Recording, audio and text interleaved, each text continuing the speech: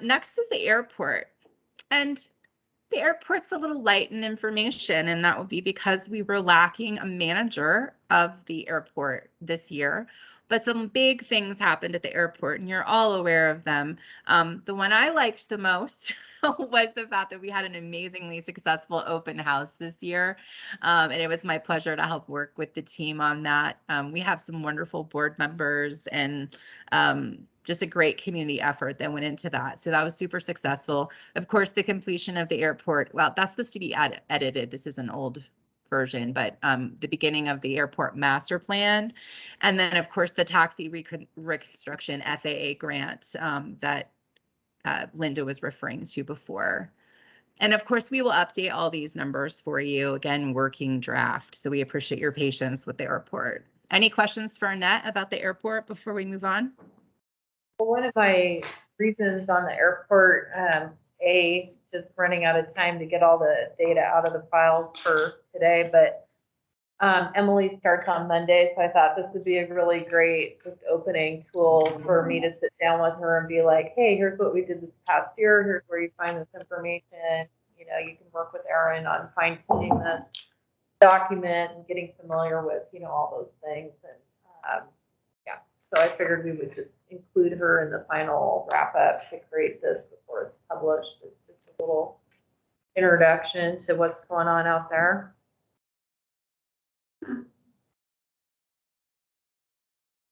Okay, moving on.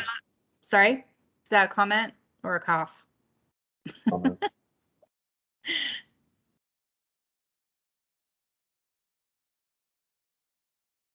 Okay, move on to golf club. So Eric did a great job of highlighting his accomplishments this year. Of course, new record revenues set. We've got, I think he's on today. Eric, you're here, right? He was this morning. There he is. Hi. If you have any questions about the golf club, he's online here. But he's highlighted some good ones here. In particular, the implementation of the master plan project, savings, all the tournaments that we hosted this year. Eric's favorite piece, the parking lot that was repaved. That looks fancy and new. We'll see how it looks after the snow. Any questions for Eric?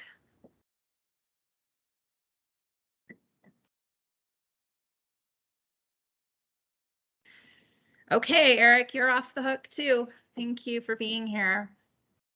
Chris Curtin, Emphasis Manager, is on the line. Vlaco's in the room, I think.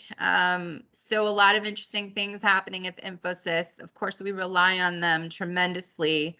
And I think probably the biggest piece that council felt this year as an accomplishment was that amazing Teams room that they put together so that we have been able to improve our output at our meetings for our public. And it's been an amazing tool. And so I know I'm personally really grateful to them for fixing that. Chris is on the line if you have any questions about Emphasis.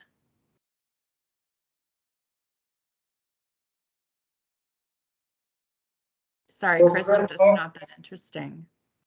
I have one question. I was reading the report and just following up with, did you have any kind of update that you wanted to just kind of quickly bring us all up to speed on regarding like how the rapid and that kind of how the fiber planning is going? Is there kind of an overview that we can kind of sink our teeth into and easily communicate with people?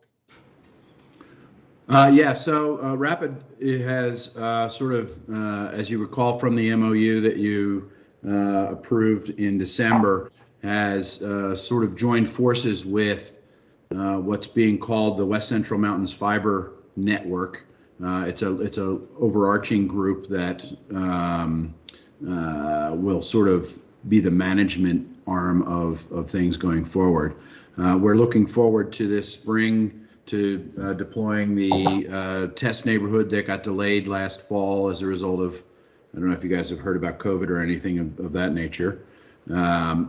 So the pieces are moving forward a little more slowly than I think I'd like, but I think we have quite a lot of funding at both the state and federal level that's headed our way, putting us in a really great position to be able to take advantage of those opportunities.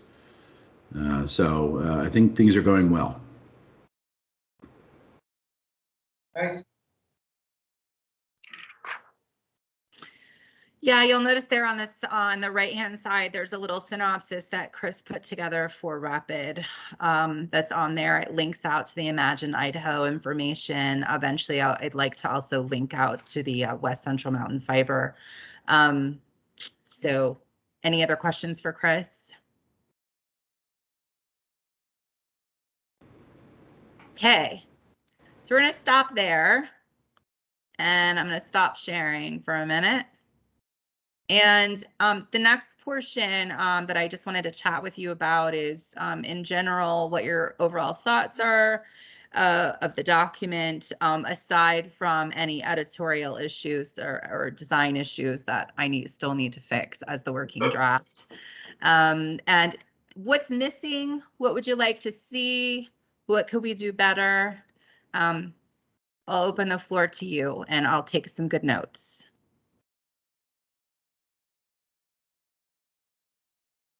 Do we start with the mayor? Certainly. Well, I'm going to keep my focus pretty high level. I think it's a really interesting report. It's really great with the balance of graphics and simple bullet statements, easy to read. And I'm not sure that anything's missing, but I'm sure the rest of the council can help with that. But I'm very impressed with the layout and the ease at which I can read it. I think it'll be really well received as a State of the City report.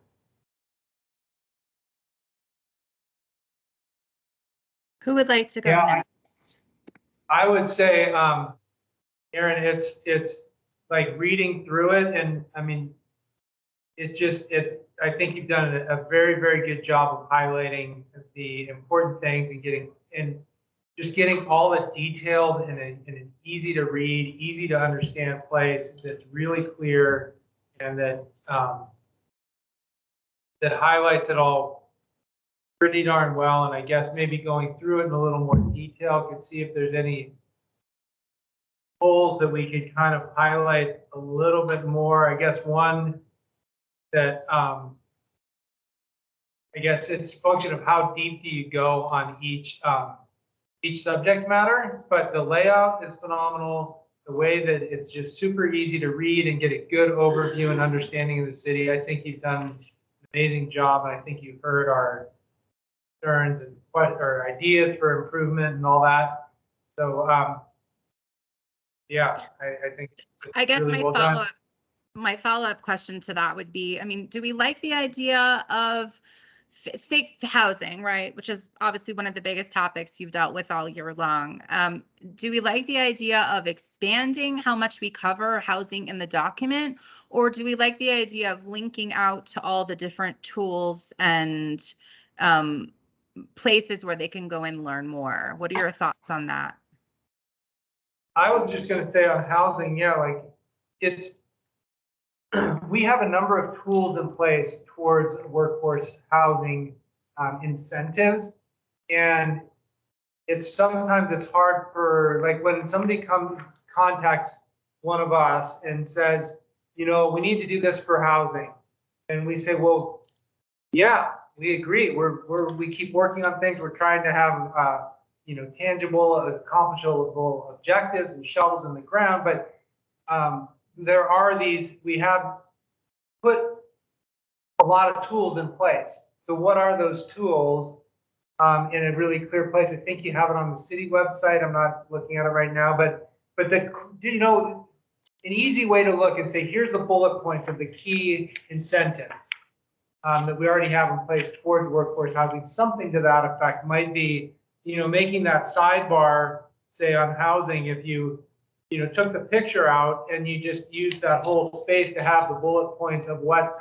those incentives actually are, or just maybe and then having the links as well, but maybe being a little bit more on that. Maybe somewhere in the document, something about don't feed the deer. There is a deer section. It's on, yeah. it's on, The ordinance. page. Oh, did I miss it? Yeah, it's down at the bottom is one that. Okay, I love that. We need to It's don't under feed the deer. what didn't pass. Don't feed the deer. Okay. Those are my comments. Thank you. Anyone I else? think it looks great. I think it looks great for the community to look at, and it's concise, and I like the idea of just linking out information rather than trying to put more into this. Keep it as brief as possible in here, since we have the technology to expand thoughts and resources via links. I guess as far as the setting here at the council retreat, I'm not excited about the format. And I would like to be able to have conversations with city staff stuff Oh, okay. instead of just running through. Any questions for, this is our first look at this really, and Well, we can do that, again, like at the next meeting when we're doing the department report. sure. No, I mean, I'm trying to figure out like what's the most meaningful way for city staff to communicate with council. That I want to hear from the city staff what they need from us, what's working, what's not working. And, because we read the reports and we might not know the questions that they want us to ask. And so I don't want to, waste their time having to sit here and maybe not get asked anything, but having to be on the line listening. So that's input on that. And I don't have any specific questions for anyone right now. Other than that, I think this looks wonderful. Well, I think, yeah, for the public. So what I'm hearing though is that maybe you just want to have some more one-on-one conversation with staff that isn't necessarily just like a high level what you've done this year, but more at the retreat. How can you guys work together more? Is that what I'm hearing? Sure. I mean, I guess it's been a perpetual thing for me, is like how, we don't always have the opportunity to reach out and, meet up with all the departments throughout the year. So it's nice continually, I mean, even in the staff reports, but, especially, in the past, we've had city staff present at this, which I know there's a lot of constraints around that currently. So I'm not complaining about it, but I would like to try to figure out how to effectively communicate, what the staff is thinking, or on anything in general, like to make the entire council aware of concerns or ideas or whatever it is. Whatever the challenge. Okay, so I made a big note to myself to figure out a more meaningful way for council to have deeper one-on-one conversations with the city directors about their challenges and questions and what kind of support they need. That's what I heard you describing. Yeah. Like that was the message. Okay. So we'll go back and brainstorm on that. If it's not at a regular council meeting, some other method. Yeah, we'll come up with some ideas and. But I think we'd be open to another retreat kind of meeting, spring, summer, fall, to do that. Focus on that. That would be an interesting day. Yeah, one suggestion from one of the staff was, what about a mid-year check-in with the council instead of only doing it at the beginning of the year?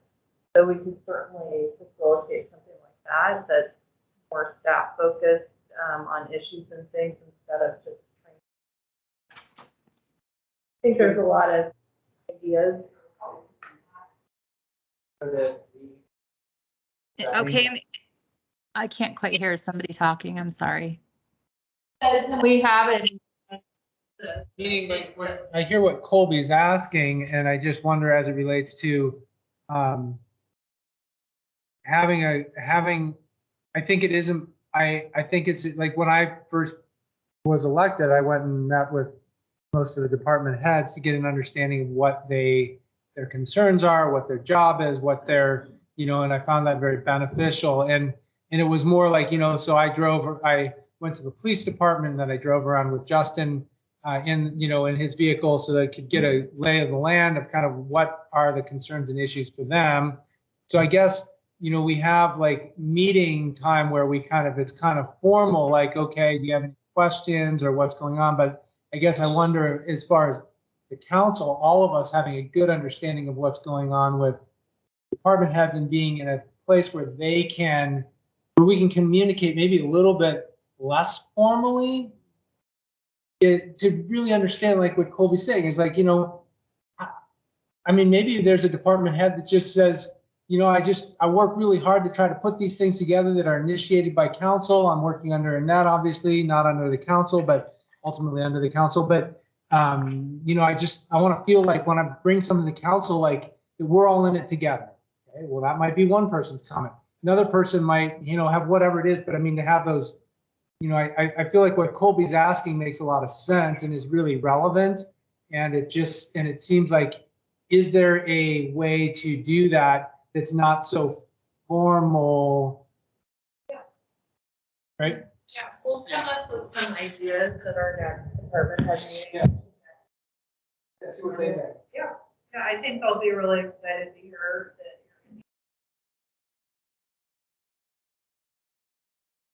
that. Sorry, I'm just in the corner, Erin. I said we were gonna work Oh, no, on. that's fine. I just thought that the microphone went off because I stopped hearing everything for a minute. I was just wondering. Sorry. We'll take this back to department head meeting and come up with some ideas. I mean, you guys do great work with all the department reports, and I want to make sure, that you feel like you are being heard. We read them and everything, and we may not have questions, but like I'm saying, we might not know the questions Right. that you would like us to ask. So I think trying to figure out how to have that communication coming up to us would be super helpful. Okay. Without trying to put more on your plate.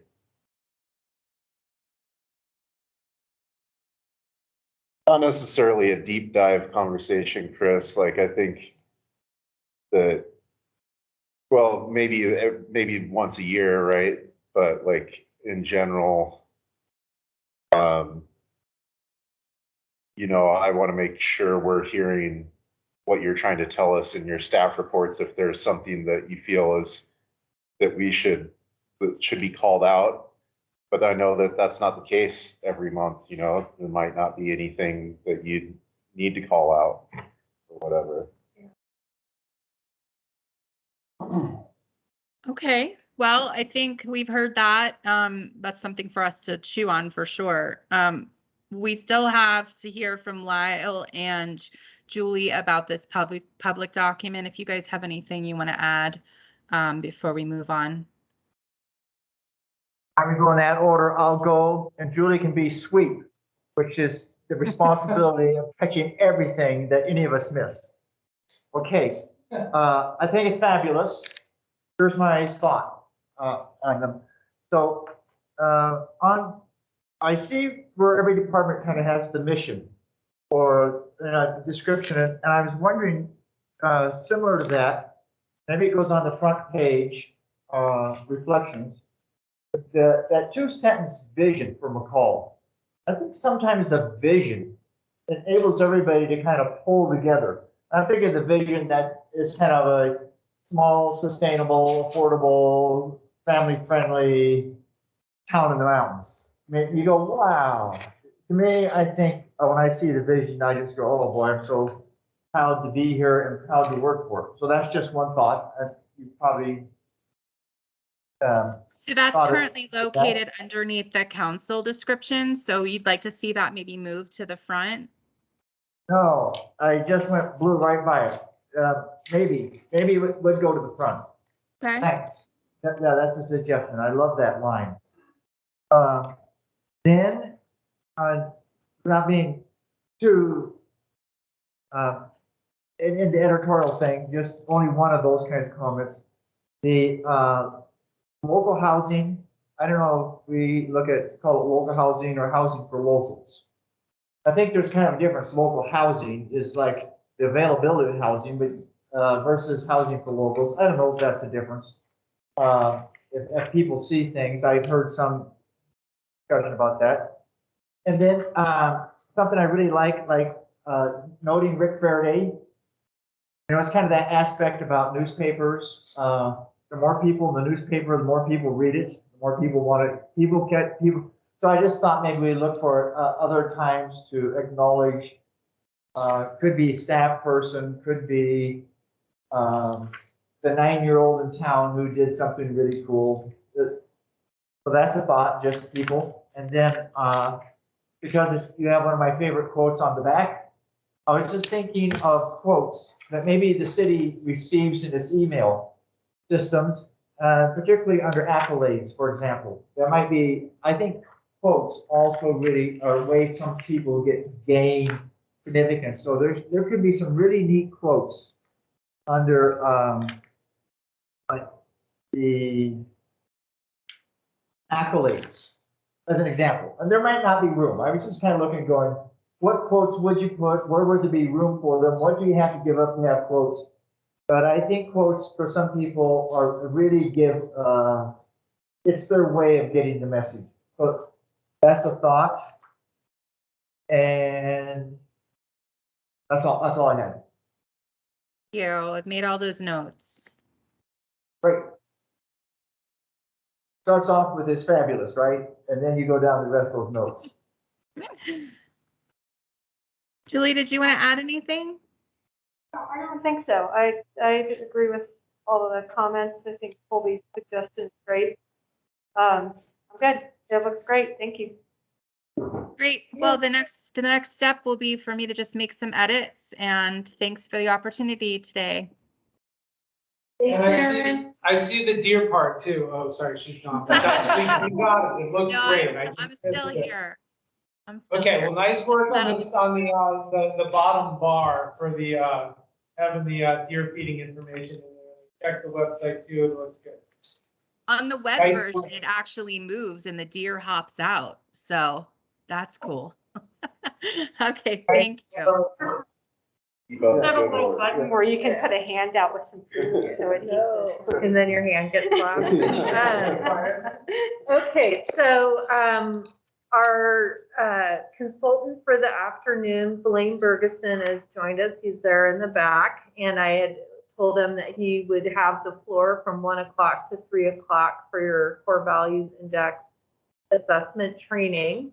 But we also wanted to talk about priorities for 2022. So I just want to do a quick check-in. We have about 10 minutes. So I thought we could do just rapid fire, throw them all out there that's on the top of your mind. I've got a little list started. And then maybe after Blaine's done with the training, if you want to circle back again for a few minutes to talk about priorities, or we can do a special work or plot it as a work session.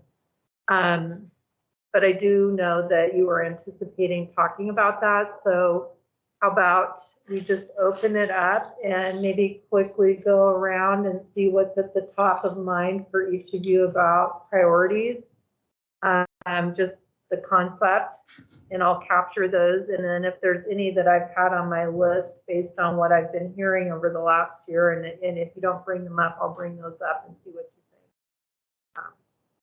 Okay, Mayor. I got 2 items. The first would be to have a work session focused on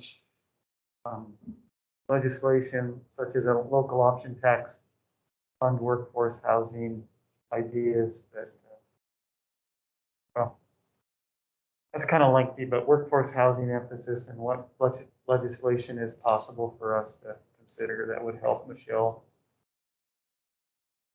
Okay. Second item, real quickly, is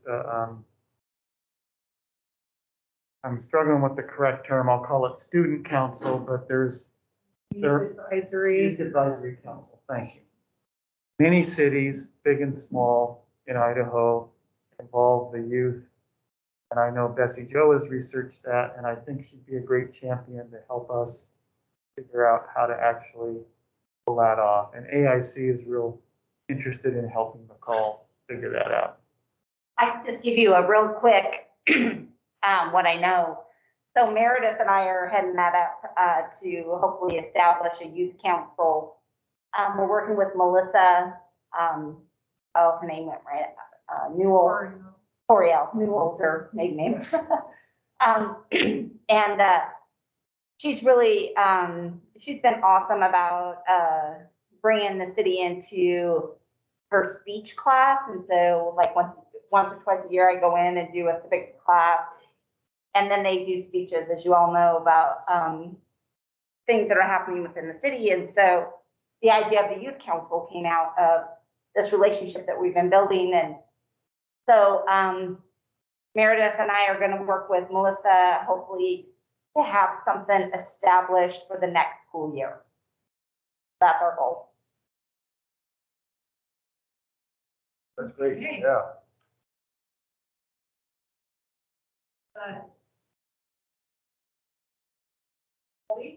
Council president, I was just I'm making next. sure he didn't have another item he wanted to throw out there. Yeah, first one that's shared with the mayor, continue, some digging on finding many varied solutions to our housing workforce issues in the community. Should never stop. Could have never stopped being with, but that's another point. Sorry, I was just mumbling something. Housing and workforce issues. Housing and workforce issues. I'm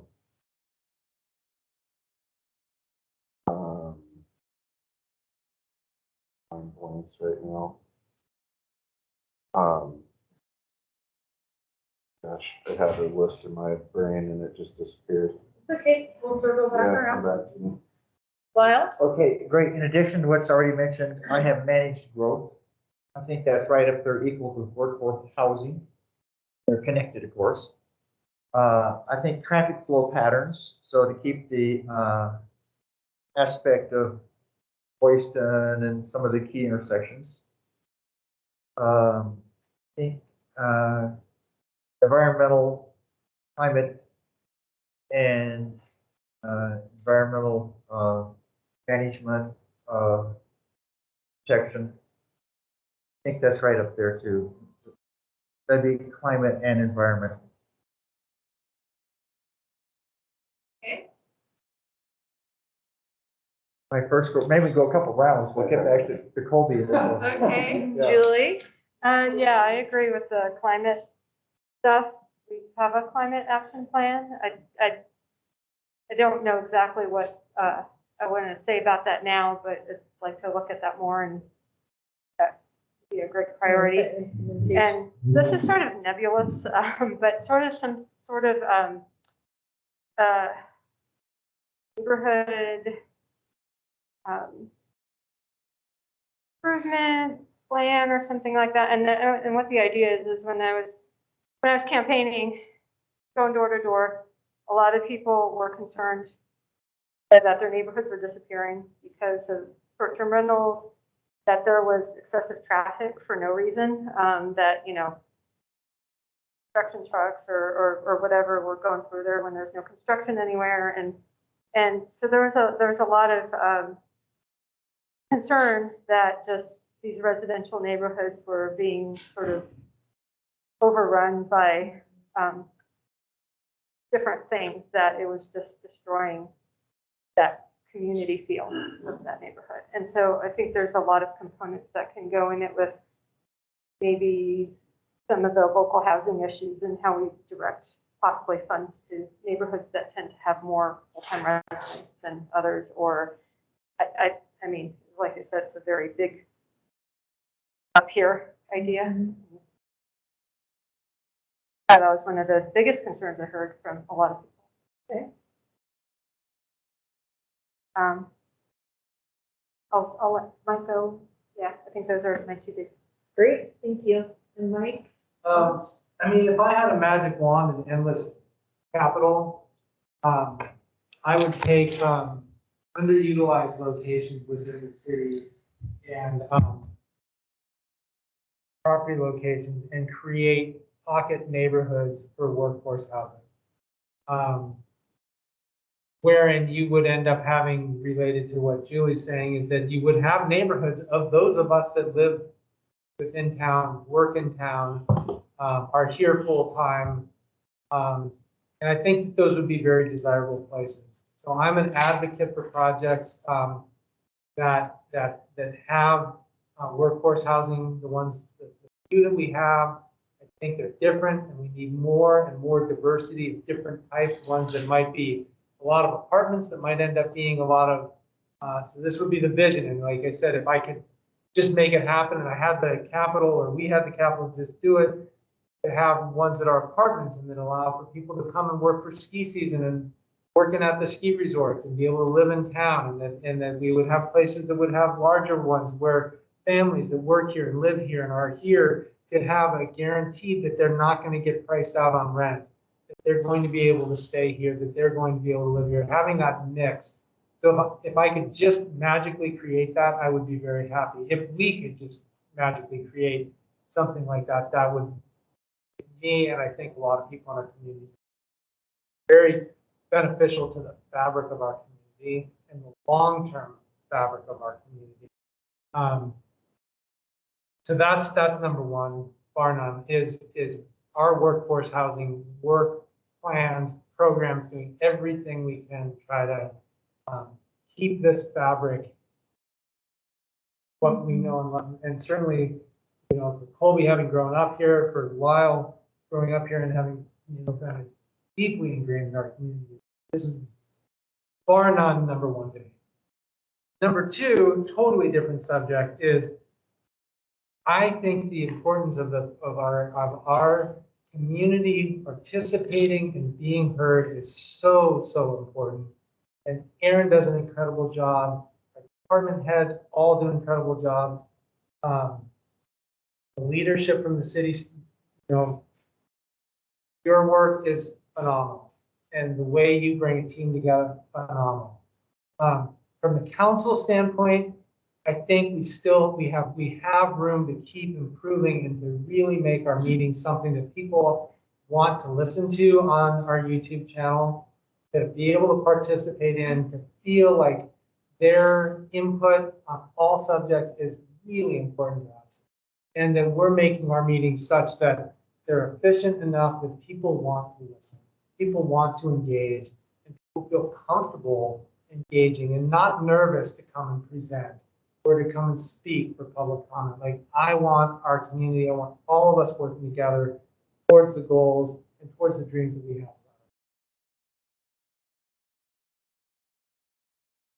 Okay, we have a couple minutes, and so the few that I jotted down, I think I only had two that I had thought about. One is the sewer district and their master plan process kicking off and making sure that's on our radar priority to work with them and get that capacity issues addressed, and that we're in alignment in terms of how they view the timing for projects, how we can interview those with, you know, our water projects, you know, all that kind of stuff. I think that's going to be a big topic this year. And then legislation, which I'll just take a quick second to give you some information about the coalition idea. So we were invited to participate in a coalition of resort cities, sharing lobbyists that will advocate on our behalf in conjunction with AIC. Association of Idaho Cities can't always champion just our specific issues, and that's been kind of a problem in the past. So the city of Ketchum has hired Pat Sullivan of Sullivan Rayburger, who apparently is a very good lobbyist, and they are paying the bill. And they have invited Sun Valley, Haley, Driggs, Lava Hot Springs, Dam Point, Stanley, Cascade, Swan Valley, and us to join together and be a part of their lobbyists. It's very affordable. They only ask for $250, which is amazing to me for an entire legislative session. So I told them that I thought we would be very interested, that I would bring it up to you today. We'll be meeting every Monday at 11 in the morning as staff to go over the bills and issues and what we need to respond to. Their priorities are advocating always to retain local decision-making control, protecting the local option tax, which always comes up for some kind of threat, advocating for the federal dollars the state has received for items like wastewater and water capacity improvements in areas where we need affordable housing, and it's become an issue because there's no capacity, and they used Valley County as an example. Advocating for the money that the governor has put into the state housing trust fund, that the Idaho Housing and Finance Authority will be distributing out. They don't have a plan for how to distribute it yet, so they'll be advocating for making sure that those federal housing dollars get into places like ours where we really have a problem with housing. They'll be responding to any proposed property tax law changes, etc.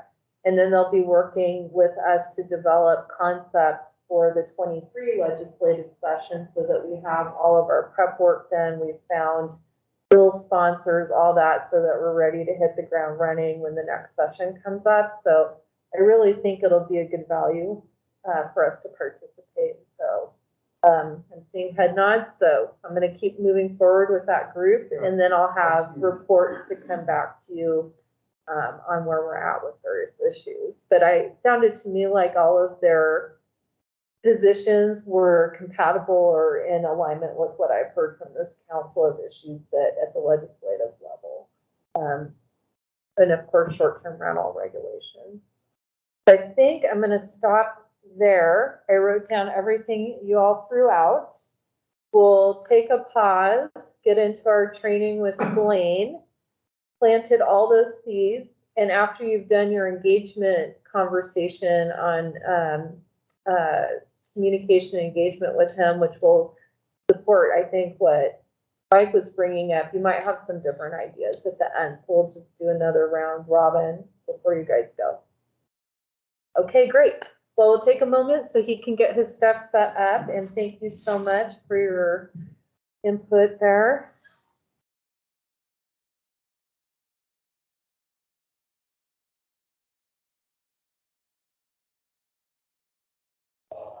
Yeah, I'm going to send it. Are you- Yeah, I'm gonna do it right now. Oh, I'll take care of I was sitting here going, there's, look like you're.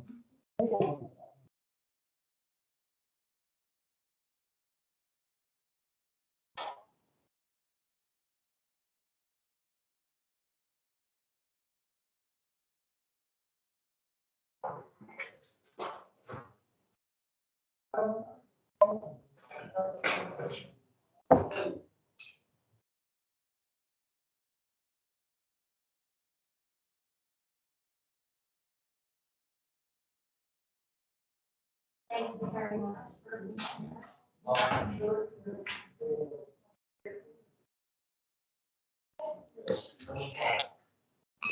Blaine, is there anything I can help you with? Do you need anything passed out or? Okay, great.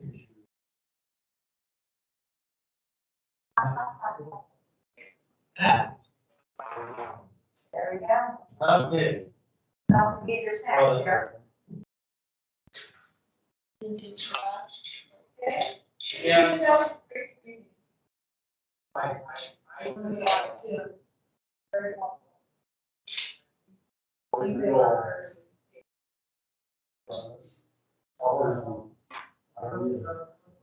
Yeah, that's great. Okay.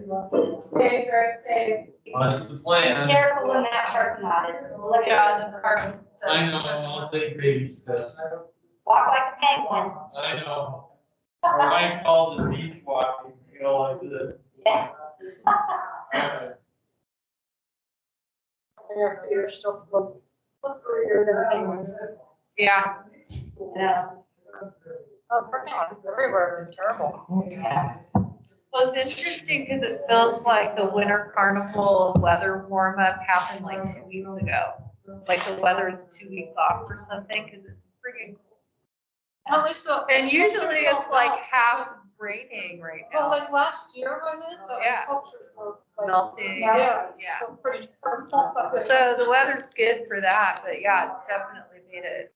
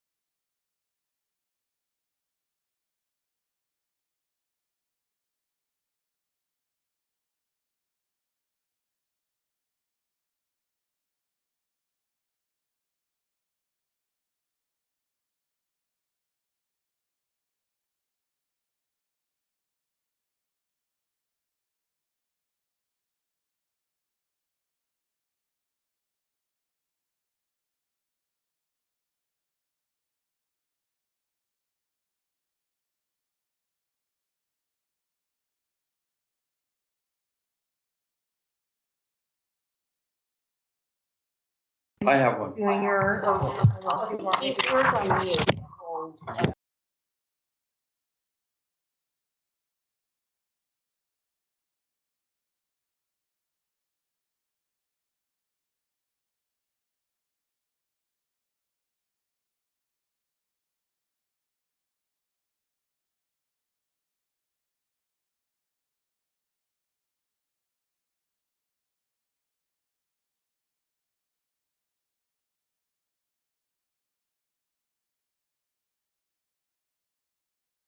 Together, and again, this is the grand finale of the retreat.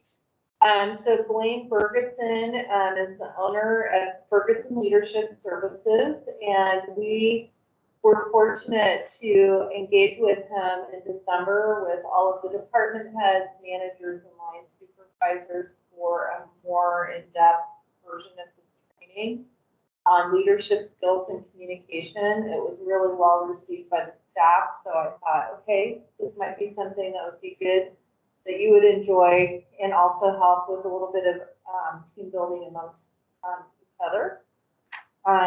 So Blaine is a leadership coach, speaker, trainer, and handwriting analyst. He helps leaders be more productive and have greater influence. He's very passionate about helping individuals, helping people motivate teams, understand their gifts through these assessments and his coaching. He empowers and teaches leaders how to lead themselves first and then turn outwards to be a servant leader, lead others to high performance, and then advocate for greater peace, unity, and prosperity for all. In his spare time, he enjoys reading, music, woodworking, spending time with his family. He's been married for 35 years, has 8 children, graduated from BYU with a degree in electronic engineering, and recently earned his executive MBA from Berkeley. And I don't know how much more he'll go into his professional career, but I recall that he had a lot to do with Micron before he went out on his own. So anyway, welcome, Blaine. And this is our city council, newly seated earlier this month. This is Julie Thrower. She's our newest. Mike Michezik. Learn how to say your last name. Our mayor, Bob Giles. Our council president, Colby Nielsen, and welcome. Thank you. Thank you. I'm pleased to be here. And this is the first time I've done training with the city council. So enjoy the opportunity to speak and to hear some of your conversations, your comments. And it's interesting because as I listen to a lot of your comments, I can see the results of your CBI coming at me. So when you just go through that, you'll start to see it as well. So see if this can advance. There we go. So yeah, I do woodworking as that's my passion, second passion. And I like to do furniture. I built that piano bench for my mom to match the piano. So I enjoy that. My wife, Julia, she's in the other room. My first grandson, Russell, he's in South Carolina. That wasn't under the contract, right? You don't have a grandchild and then move. But they did that. And then I have 6 girls and 2 boys. These are my 2 sons here. Son-in-law, another son-in-law. So yeah, it's my family. They're my pride and joy. I worked at Micron for 26 years as an engineer. Started as a test engineer, and then I migrated over to software development after 2 years. And most of my career was all software development, of different leadership positions. We scaled from single site to international multi-billion dollar companies. So it's interesting to see how when you're small, you're nimble, and then when you get big, you're pretty bureaucratic. And so it was interesting to see that transition happen. During my time there at Micron, I experienced a lot of different leaders and a lot of not good leaders. More not good leaders than good leaders, at least in my experience. And that's unfortunate. And not a lot of mentoring, not a lot of training. There was a lot of things I had to learn on my own and really invest and study. And it was early on in my career where I realized, or it kind of came to me that if I expected to be start to be a good engineer by going to college for 4 years, then why shouldn't I expect a similar type of investment to be a good leader? You know, we don't learn about leadership in high school. We don't learn about directly or in college. Right? We're not taught that, and most people are not. So they get out of college, from high school, they get into a job, they do pretty good in their job, and then they're promoted as a leader. And they don't know anything about leadership. Never been trained, never been taught. So the only things they know is what they've seen their leaders do. And so they try to just not repeat the bad things they don't like about that leader and repeat the things that they think that kind of work with that leader, and they continue on. And so that's kind of what happens, and that's how most leaders operate. And it's unfortunate because really they could improve greatly as a leader if they just had some training. So that's what I do. That's what I'm passionate about. And so we're going to talk about not leadership necessarily today. We're going to talk specifically about one aspect of leadership, and that's engaging with people. How can you improve your engagement with, as a council and with the community? We'll talk a little bit about that from a different angle. And like Annette said, we went deeper into communication and connecting with people and leadership and so forth with her leadership staff. We're going to pare that back a little bit today, but then we're going to end up going over and debrief, talking about your CVI results. I have your reports. I'll hand those out to you, and then I'll go over what the information means to you and how you can use it. Okay. So to start with, I want to ask you some questions, and I'm going to write the results. Is it okay if I call you by your first name and you go by Bob? Yes. Okay. So Julie, let's start with you, and we'll have each of you take your turn and answer 4 questions. Okay. Why did you want to be a council member? Number 2, what is a significant challenge that you see as a council member that you face, that you have to deal with in terms of engagement? What's a challenge that you see for yourself? Engagement with the community or the council, whatever. Could be a challenge. Number 3, what do you uniquely bring to your role as a council member? What is it that's unique about you bring to your role? And number 4, what is something that you do in the process of your role as a council member that you love, you really like? Obviously, none of us likes everything about our job, but hopefully there's some things that you do like, that you really like about being a council member. So what is it that you really like? Okay, on day-to-day activities, what is it that you really like? Not just like some general thing, but what is it specifically when things you do day to day? What do you really like about that? Is that fair enough? Do I have to go first in all the questions?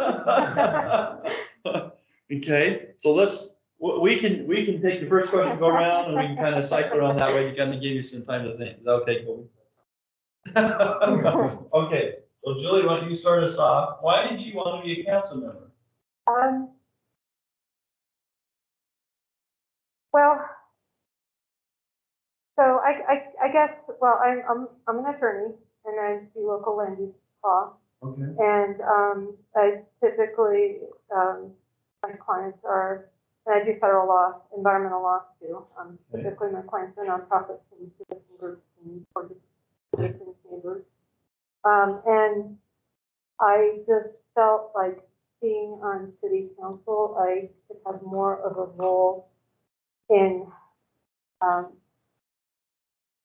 policy issues and working towards getting things that the community wants done here in that role than I can in the legal role. Okay, so I'm gonna Paraphrase.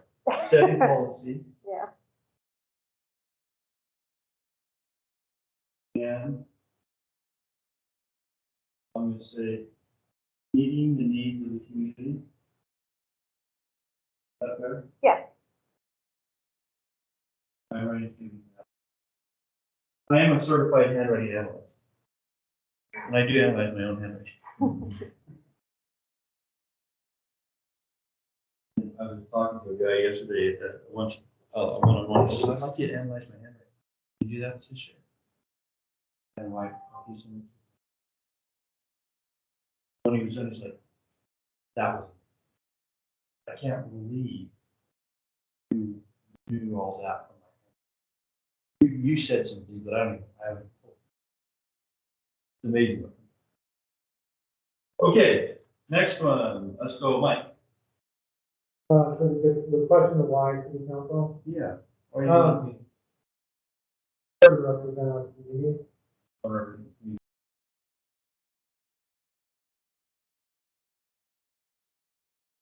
Okay, Bob. So, honestly, I was bored. I retired in January 2013 and was working for the Forest Service, mid-level manager. And, working in collaborative efforts, with environmental industry, et cetera, really stimulating. Fun. And felt like relevant, I was making a difference. And then that ended. I thought, oh, it'll be fun. I can do lots of hobbies like everyone else. And about midsummer, I thought about it. I said, yeah, I'm really missing a team that works on. I ran for office. Okay. And I haven't been disciplined. I've been on council 8 years. Been really challenging, rewarding, and meet a lot of new people in the community and those that I serve with. Hey, I heard you say those two things. Working a team to solve problems. Yeah, I look at your CBI and it's exactly right. Okay, Kobe. Same as my. Okay.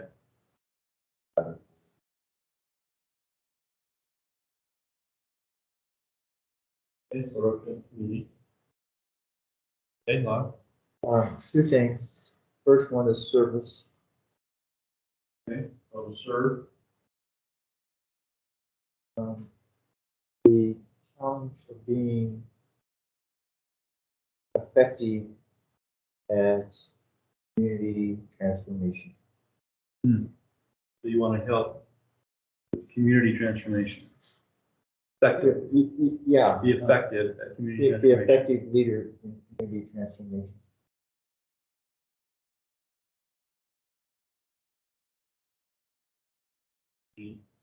I'll just expand on the service. Few people have benefited more than I have at having a handout from the public or having a handout from the community. Growing up here, never quite being my time to return the favor where I am in the early 70s. Okay, second question was? No. What is one challenge that you see in trying to engage council and what makes it, could make it difficult? And we're gonna be short. We get like. Yeah, I think my preconceived ideas is what I want to see happen. Ah, okay, so preconceived ideas.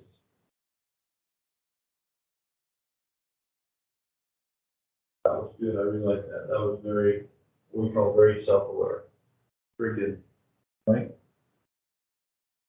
If I could do this one in one word, but to me, when I think about it, I think in terms of diversity, like, so if we have a council made up of everybody with the same thought, we get one result. If we have a council made up with everybody comes from different places, different perspectives, representing different parts of the community, that's what we get.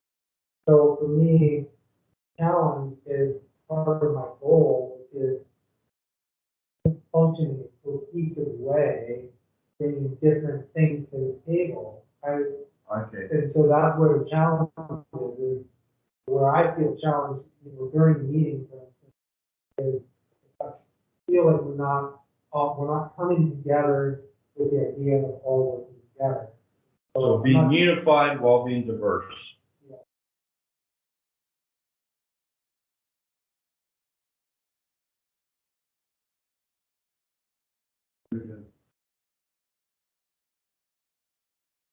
We're gonna talk about that a little bit. The whole idea of diversity and inclusion. They only partially have it right when they talk about that a lot. Good, okay, Bob? So those two things are constantly in conflict in my mind, and Julie spoke about preconceived ideas. I'm always fighting that. I have that fault. I'm gonna put a different frame of eyes. I have a bias. And I have grown to learn that I got to overcome that because, as Mike said, the diversity is a real strength. Having different points of view, differently, being able to be open-minded to that within council and within our community.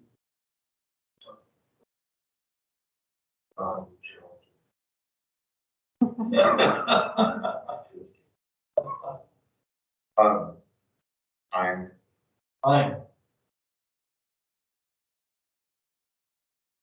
Takes time to engage. Yeah, you're right. Yes. You know, that's a big drawback for a lot of leaders. One of their big weaknesses is they don't want to take the time. Sorry. And leadership is dealing with humans, and it's messy. It's messy, it takes time, and it's hard. I can tell you, being a truly effective leader is way harder than being an engineer. Yeah, we almost. Okay. My challenges are divisiveness, cultural divisiveness, and lack of compassionate listening, empathetic listening, the cultural norm anymore.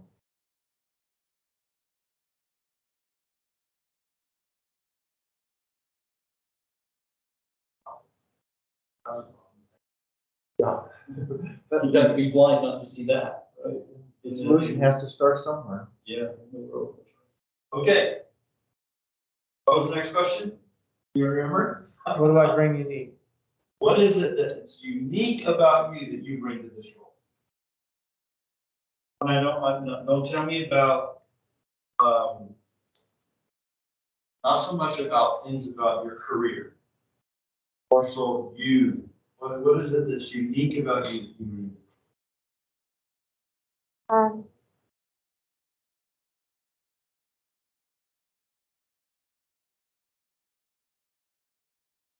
guys want to answer that question for me? I don't know. For us. I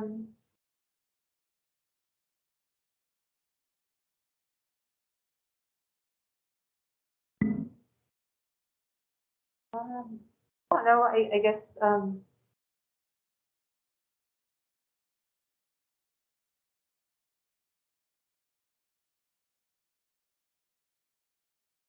know. Can you come back? Yeah. Okay, Mike. I mean, it is hard because something might be a good thing, but yes, for me, what I work towards or what I hopefully bring to are some Or positive leadership. positivity.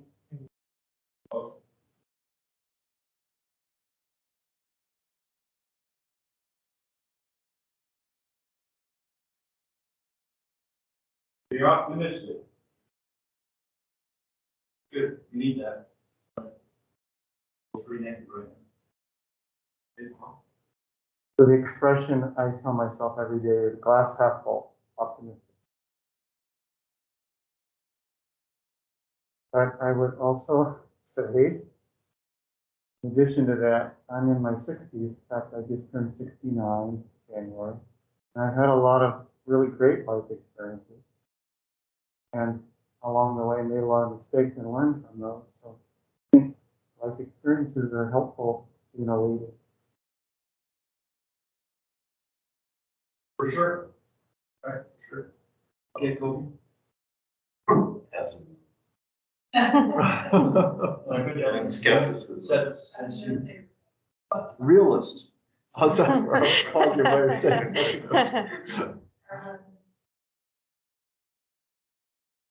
Any of those terms. Yeah.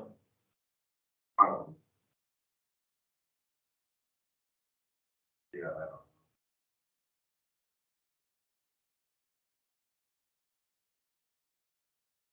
What? Nihilist by trade. Okay. I don't know. That's just skepticism. Perspective. Very skeptical. But humor. Good for courage. But I would have added courage. Why didn't you add something for me? Well, I thought your digging was really valuable. Digging? Digging, the inward digging. Yeah, I actually said a lot of things. I'll give you one, just even though you. Yeah. I found you to be level-headed and thoughtful last time. I think the level-headed made me feel comfortable because I felt like you were taking approach of a rational approach. A rational approach. What I've seen very little time is, what I witnessed last night, deliberations on something of a level-headedness that made me feel confident in your abilities and skills to contribute on council in a way of looking and listening. I'll take that answer. good. Okay, Lyle. Okay, I put down for my strengths, innately non-judgmental. And, Thank you.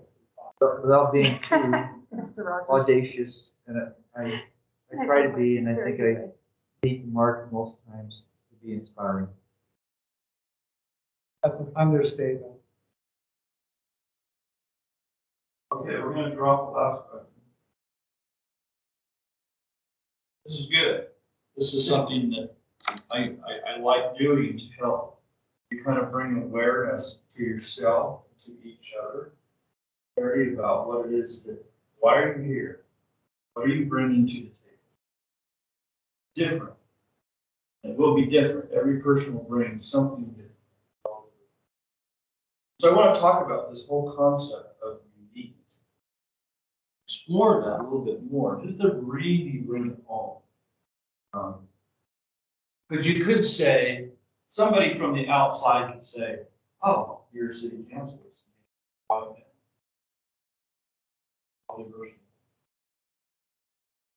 So I think that when they talk about diversity and inclusion, they don't really incorporate everything.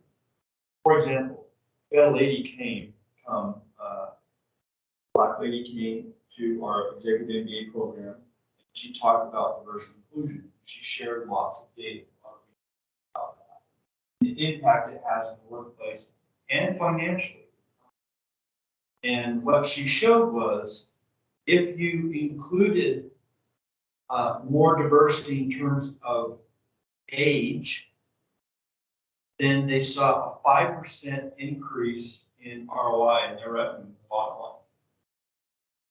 At the same time, independently, if they increase diversity in terms of gender, well, 5% increase.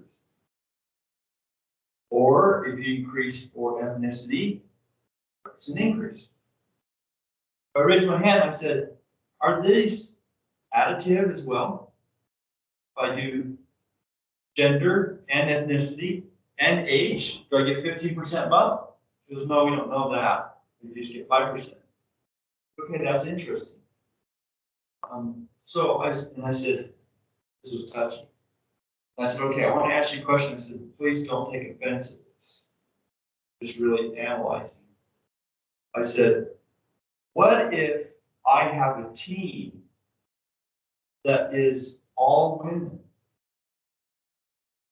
Wouldn't I have to have somebody that's a male? Or What if I have my whole team made up of men and women, different ethnicity, but my whole team are leaders? Nobody wants to follow. Everybody wants to be the chief. How diverse is that? Right? The way they think, they're all bottom line people. They don't care about as much collaboration. They're very, very independent. They don't want to share as much. That's not diverse. So diversity is a whole lot more than just gender, age. It's a lot of it's the personality. Right? So you can have two people, it's the same ethnicity, same age, same gender, completely different the way they see the world. And that can be very diverse. But in today's culture, okay, and under the diversity inclusion mantra, that's not diverse. That's where they miss. So they will enforce companies and pressure them, or they'll go to the media. They don't. Get them to bring in people that they then, okay, now you guys are diverse, and it may or may not end up that their team's not diverse at all. The intrinsic, psychographic type of thing. Okay, so look at this. What do you see? What do you see, Mike? Some kind of like, part of like like they define down in the Anasazi country, and maybe there's a spaceship flying in the background. Okay, so this is the spaceship. Yep, and then that's like some kind of like animal, petroglyph or something. Good. What do you see, Colby? Face. What kind of face? It's white, the eyes looking out there. Is it a child? Oh. Oh, face. And then what else? You playing a saxophone. Do you play the saxophone? What do you see, Julie? That's what I saw, someone Both playing of an those? instrument, well, someone playing an instrument, like maybe Is that what you someone. saw first? You saw the black first. What do you see, Lyle? I like to look for the white. So we see the face with that black ending, an eye, face looking for something. But the very first thing I saw was a dude with his finger in his mouth. Yes. Fingers in the mouth. Very interesting. Or the face is a lady. It's a woman. Oh, yeah, This is hair coming down. yeah. What about this one? What do you see there, Lyle? Instant to me is a duck. Duck. You see? Rabbit. Rabbit. What? What do you see, Bob? I saw the duck. You saw the duck. And I call it that. Duck. You see the rabbit? Yeah. Yeah. You see the rabbit? Huh? Here's the head of the rabbit. Here's its eye. Here's its little mouth. These are the ears. The rabbit's looking this way. Oh, yeah, Now you see it? yeah. See, you're going to see things others won't see. Just based on who you are. What do you see here, Lyle? I get just the A image or the whole collective thing. Just A. Just A, right? Didn't look at A. I tried to make how is the concept? I look at just A. I would just go some kind of pie chart thing that graph with all the information in the graph and that. Graph pie chart. Interesting. You see, Mike? And I see a white triangle with hockey pucks holding the corners. Okay. Julie, what do you see right here? Charlie, our resident monster in Blake. Isn't that interesting? It's just black on white, but you saw 3D. You see this is water, and this is a three-dimensional, right? Each animal going through the water. You saw 3D. That's 2D and black and white. You probably saw even color there, probably in your mind. Okay? What do you see right here, Bob? I'm just seeing the black shapes. Okay? Anybody else see anything more than this? Yeah. An I, An I. like a prep, or A. What if this is an invisible pillar and that's wrapping around it? See that? It's twisting, it goes in front and it goes in back of it, in front of you.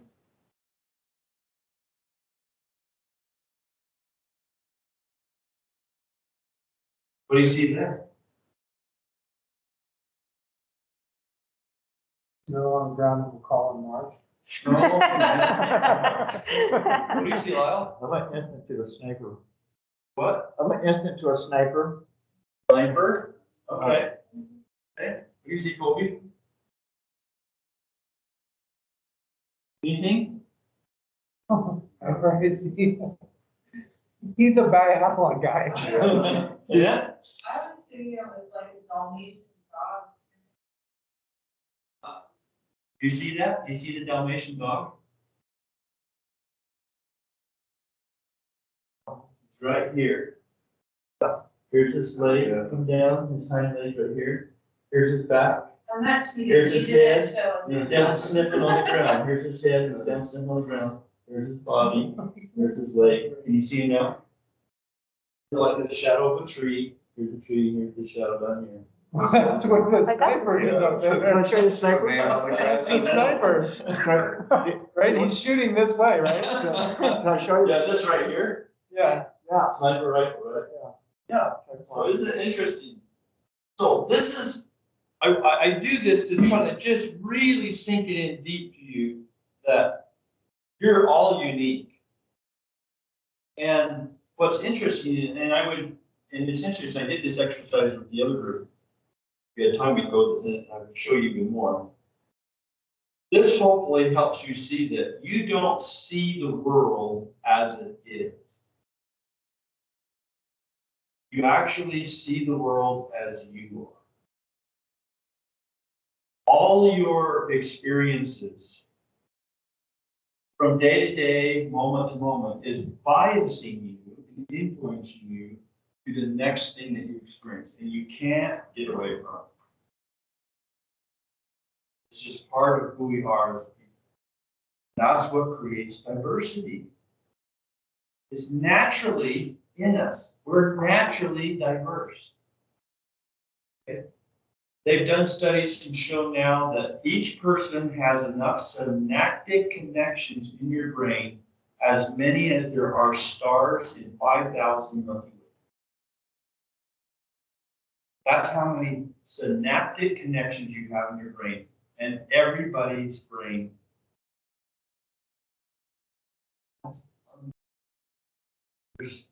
We're already diverse. And so you'll see the world as you are. Right? And you're biased. And if I showed you the exercise that we did, butter and batter, you remember that? And I biased, and half the group said the word was butter, and half the group said it was batter. It's because I biased them, and they didn't know it. And then I showed them the pictures after, and I'm like, oh my gosh, we're biased. Yeah, I biased you, and then you thought the word was that, and I influenced you. You didn't know it. That's the thing. From moment to moment, we're getting biased and influenced all the time. It influences how we perceive the next thing and what we see it, how we interpret it, what we think that means. That's because of who we are. It's not necessarily how it actually is. So that's just something to be aware of. You are unique. You are a unique counsel. You just have to make sure that you're really attuned to what it is that's unique about you. Then you lean into that, and that's what you uniquely have to offer. Different. That's what you got to contribute. Well, the more that you understand yourself, the better you are to contribute to the world, what you're uniquely gifted to contribute. Right? But if you don't know yourself, you don't know what your unique gifts are, then how are you going to really give what you're here meant to give? Okay. We're going to talk a little bit about, here's another one too. Can you see the faces and the base? No. On this one, this is harder for people. On this one, can you see, if you look at it one way, this right here is the front of the cube, and that's the back. See that? If you blink your eyes a few times, you can swap, and this right here is the front. And that's the back. This is the top. It's up top up here, and then it keeps going down this way, and this is back, but it's down, and this is top and it's front. Can you see that? No. It takes a minute. It takes a while to kind of flip that in your mind because it gets, and that's an example of sometimes it's really hard for us to see things from a different point of view. It's tough. It's not just like, That's a hard one. yeah. You're okay, Bob. Don't beat yourself up. Do not beat yourself up. It's an age thing. This is an interesting thing because sometimes we feel like, oh, well, if I just, I'm open-minded and if I just hear people, then that'll probably get us there. Sometimes, right, I can even explain it to you and I'm showing and drawing and you just don't see it, right? So sometimes we can be open-minded, but it's still going to be tough for us to get there. So what does that matter? That matters is we have to give people space and time to get there. This is another big flaw that leaders make. It's called the marathon effect. When you're in the Boston Marathon, which I've never run, but watched, when you're starting and they say, go run, all the people in the front, boom, are first running. People that are 50 feet back, they're not even moving. They're still standing there. They can't move, right? And then after a while, they can start running, and eventually the very end of the people start running. But most of the time, the people in the front represent leaders. They're off sprinting. Okay? And they're looking back and like, why are you guys running?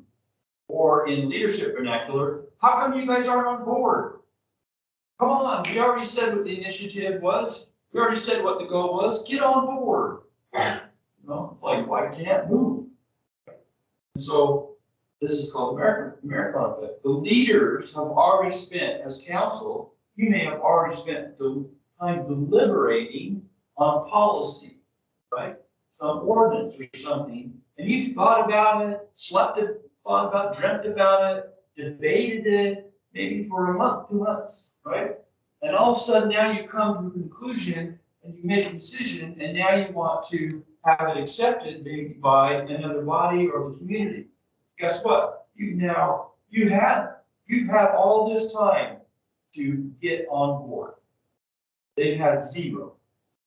So now you have to give them time to get on board, right? So you got to talk about it in different ways on your blog, on your YouTube channel, and wherever, right? You got to talk about it over and over and over in different ways, and know that it's going to take them time, just like it was for you, to get on board. See. Okay. So we want to talk about, there's 7 levels of team engagement. We've tried to touch on some of these. The first one is you have to know yourself. We'll talk about that. You have to know yourself. But if you don't know your unique giftedness, it's tough to be fully engaged and contributing like you could. How do you do that? Take an assessment. There's multiple of them. Yes, there's a lot of really good ones. There's Working Genius.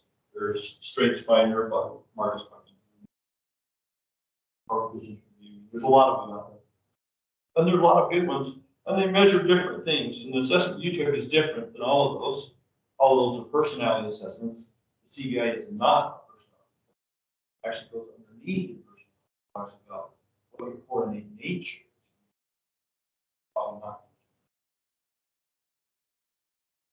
So that's one way. Another way is a friend, associate, a spouse, kind of helps you see where you might have a blind spot. Be aware of things you're not seeing. Right? Coaching. This is one of the primary things I do with coaching. I can hear when I'm coaching somebody, every time I coach somebody, because I'm watching their body language, I'm listening to their tone, and I'm listening to every word they say. I can pick up on things that they're not seeing. So you notice that you're saying this word all the time? What does that tell you?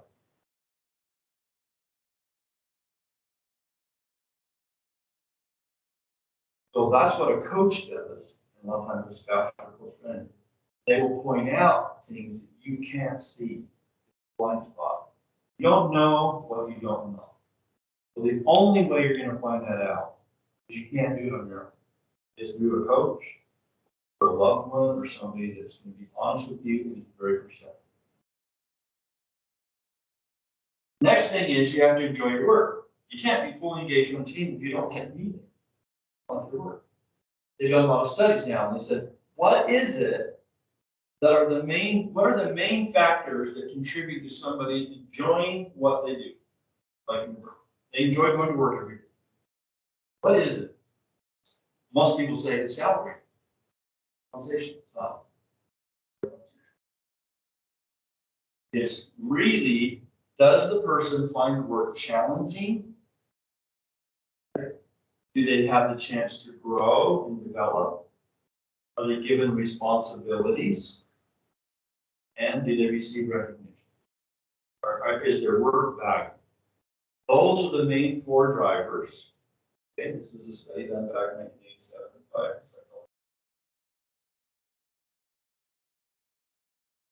Very well received for many years. And those are the significant contributors of what causes somebody to be satisfied in their job. Compensation is not. A lot of people say, well, compensation, environment, my desk, whether there's a gym available, flexible work hours, status, things like that, corner office, or office with windows, things like that. Those are not. Those are what we call dissatisfiers. It's interesting, there's actually 2 scales. Everybody thinks that there's one scale. You either really like your job or you really don't like your job. There's actually 2 scales and they're independent. One scale is satisfiers, one scale is dissatisfiers. So if you don't have the right compensation or a good environment or some of those other things, status, you can hate your job. If you're not getting paid well, you can hate your job. That can make you hate your job. But if all of those things are there, it won't cause you to love your job. It doesn't go the other way. All it does is it will make you dissatisfied if they're not there. And you make sure those are not. Those are called workplace hygiene. The satisfiers are the other things I talked about. Like your challenge, your responsibility, those types of things. Those are called the satisfiers. If those are there, then you can be really engaged in your love. But if the dissatisfiers are not there, you may like what you do, but you hate your job. Or if the dissatisfiers are covered, then there's nothing to make you hate your job, but you don't love your job. Different scales. So you have to kind of know what you're doing. Are you in the right job? Are you doing the right role based on your unique gifts and abilities? And then, are you given responsibility? Is it meaningful? Are you recognized? Are you challenged, right? Do you get to grow? That's going to have people motivated. And when they're motivated, they're engaged. That's not there. Do everything else, but they're just not going to quite be. These are 2 that I added since we. Okay, the next one is you gotta have trust. You have to build trust, right? You have to build trust. And these next ones are kind of based on Patrick and Tony's. You have to have trust. You have to get to know each other. You gotta have kind of forgiveness for each other's faults. You gotta be willing to be vulnerable, right? And so trust is huge. And a lot of companies and a lot of cultures, they just don't have the trust. And once you have the trust, then you can go to the next level, which is conflict. You have to have conflict, which means debate. You got to debate, and it can be passionate. You just don't attack them personally, but you got to have healthy debate. Right? You have to have healthy debate. When you have discussions and you don't have debate, that means everybody's not actually expressing their opinion because you are diverse. You're not going to all agree. And if you're not disagreeing and then debating that, then actually you're not getting it all out. Why aren't they disclosing that? Why aren't they bringing that out? Don't feel safe. Feel safe to say it, or they can be vulnerable. And so once you establish trust, now people are feeling safe. I can debate with you passionately, Lyle, and then we'll go off and have lunch together, right? It's okay. We don't take it personal, but we have feelings, we have thoughts about things because we're all unique, and those need to come out. That's how we're going to come to the right solution. Interestingly enough, when you don't have healthy debate, that's what prevents people from getting on board. They won't let it go. They'll talk to you on the side after the meeting, or they'll send you emails, or they'll call you, and they just won't let it go. That's because they didn't feel like they were able to get it out in the meeting. And so to them, they don't feel heard yet, and the concerns they have haven't been addressed. So they can't let it go. And they shouldn't. They should have aired it in the meeting, not inside meetings, inside emails. Get it out in the meeting with the whole team. Debate it. Get it out. If you can't come to a conclusion and you still have time, you don't have deadline, then bring it up in the next meeting. Right? Until the point of time where you have to come to a conclusion. And a lot of times, you're not going to be unanimous. It's not. So, but here's the interesting thing. People are much more willing to get on board and support something that they didn't agree with as long as they felt heard. If I'm able to tell you all the things I'm concerned about, and I feel you all heard me, you understood why this is important to me, why I think it's important. I feel like you all heard me and you got it, but the decision still didn't support what I was saying. I'm okay with that. Because you heard me. And I felt like you respected what I said, you heard what I said, you validated it, and so, okay, that's good. It doesn't always have to go my way, but at least you heard, I can support that. So that works. If you don't have conflict and you don't get that out, you're going to have a hard time getting on. So once you have that, then you get commitment. Everybody's committed. Okay, this is the final decision. You may not agree with it, Colby, but can you commit to support it? For a team? Yes, I can. If you can't, then why don't you bring what were your grievances? Bring those out. Let's talk about it. And hopefully everybody's too mature and humble enough to say, okay, as long as I got it all out and I think you all heard it, it doesn't always have to go my way. Have to go my way all the time because as you just saw in our exercise, you all are seeing things differently. So sometimes you're not all going to agree.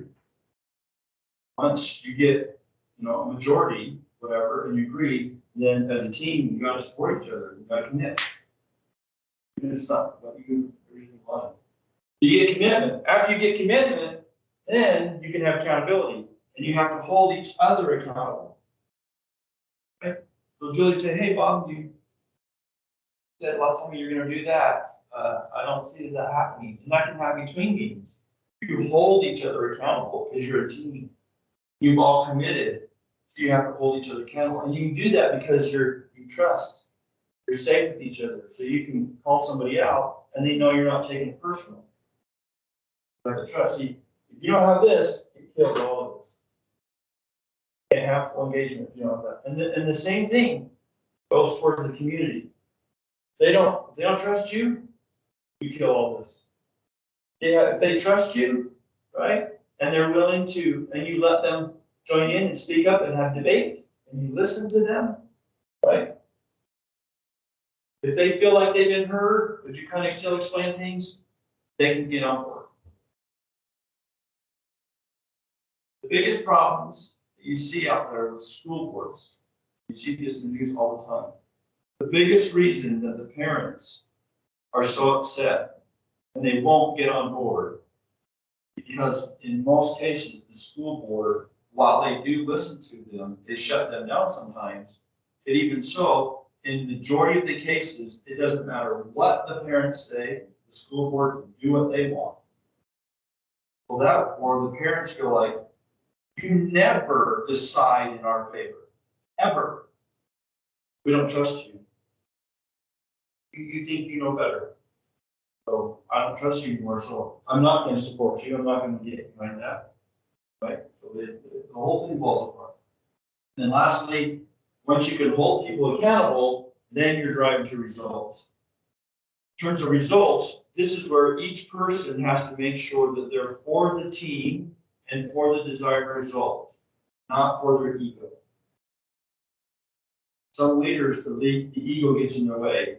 And when something comes up, they may subvert or modify what they do, which can affect the results in order to not hurt their image or to make them look better. So for example, maybe the goal is to get a certain amount of sales, revenue or something like that. So they're thinking, oh, well, if we do that and don't actually complete some of these deals, and we wait right to the very end, right before the deadline, and then our team will just finalize all these deals, we'll be the team that had the most sales. Because the other teams won't know where we're at, and then we'll come right at the end and we'll close all our deals, and then we're gonna look good. That's where the ego is subverting the results.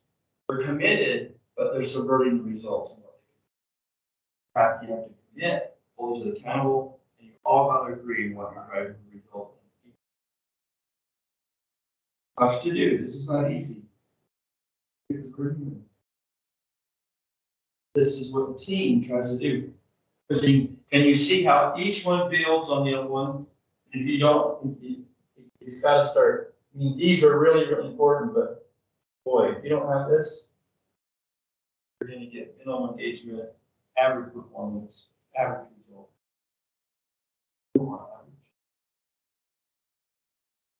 You want average lawyer.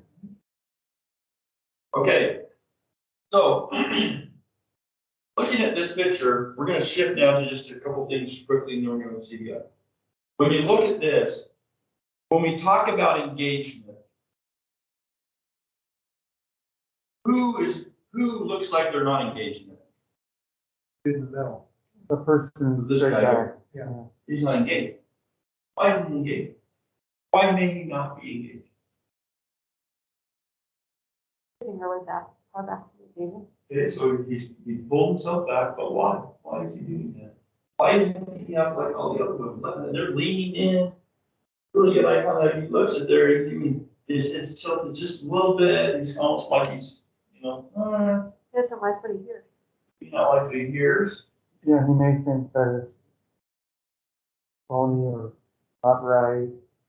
And maybe he feels that they don't listen to him when he. Yeah, those two.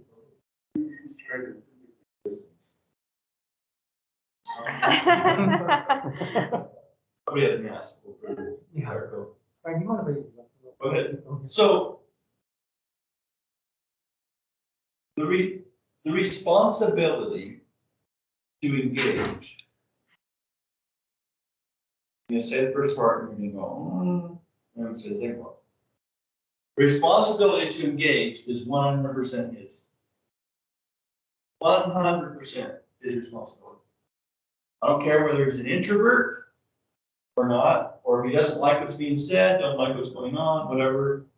It's 100% responsibility to engage. But more than likely, a lot of times, especially with introverts, they will sit back like that, and they will expect the group to invite them in. They should engage with me. I'm the new person, or I'm the introvert, or I'm the whatever. They should be inviting me in. 100% responsibility. As well as 100% responsibility on everyone. It's kind of like when you go into a marriage. You don't go into a marriage and saying, well, I'll give 50% and you give 50%. Well, that's fair, we'll meet halfway. That ain't gonna happen. If you're trying to get 50%, you're probably not gonna quite get 50%. Now you got a gap. So we go 100%. And then they can try to go 100%. It'll probably be somewhere less than that. We got to overlap and we're good. So everybody should take 100% of responsibility to engage. ever sit back and say, well, they need to do their part. They may not do their part. I have no control over them. I have control over me though. I'm going to engage. I'm going to make sure it happens. For an example, an individual worked in my group. We worked together for a little while, different projects and things. And after a while, in our meetings, in our group meetings, he started attacking me verbally. Started saying that I was lying. He was saying that I was trying to take over. He was saying that I was making unanimous decisions without other people's involvement. He's claiming all these things in front of my team, in front of the team. Okay. And none of the team said anything. My supervisor never said anything. So nobody defended me. Nobody backed him up, but nobody defended me. And they all just sat there and let this happen. We would do it meeting after meeting after meeting. I could go show him in the meeting minutes where we had decided as a group a certain decision and he'd forgotten what it was. I'm the one that just made, you know how it says, it was in the meeting. This continued on and on and on. It was like, it just became very, very difficult environment situation. So finally, so what do? I say, well, he's got to do his part. You know, I'm a nice guy. I'm trying to be nice. I'm trying to tell him. I'm trying to be cordial and respectful, but I've got to, you know, I'm not just going to roll over and he's not coming through. So what do? You're going to keep trying. So finally, one day, it was just him and I in the office. I walked up to him, called him Tom. I said, Tom, I said, I don't know if I've done something to offend you. If I have, I'm sorry. Give you attention. Right now, just feel like he looked at me. Said, no.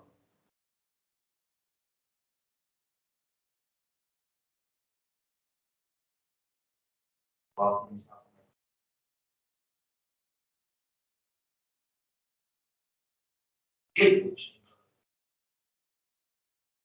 To the point where when our department got started, another department, leadership wasn't managing.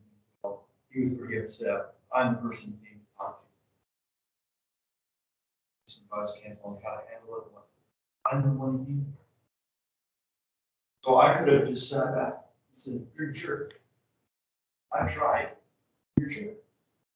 But when it comes to engagement, we have to accept 100% responsibility and we never give up. Always keep trying to engage. We just don't know the other person what's going on. That's really important. Now, there's some things that prevent us from engaging. These are 4. Either barriers of engagement with them, we call it barriers of communication. Do the same thing. So we're just going to go quickly over those. First one is assumption. Well, I already know. What do you know thinking? I already know. Share.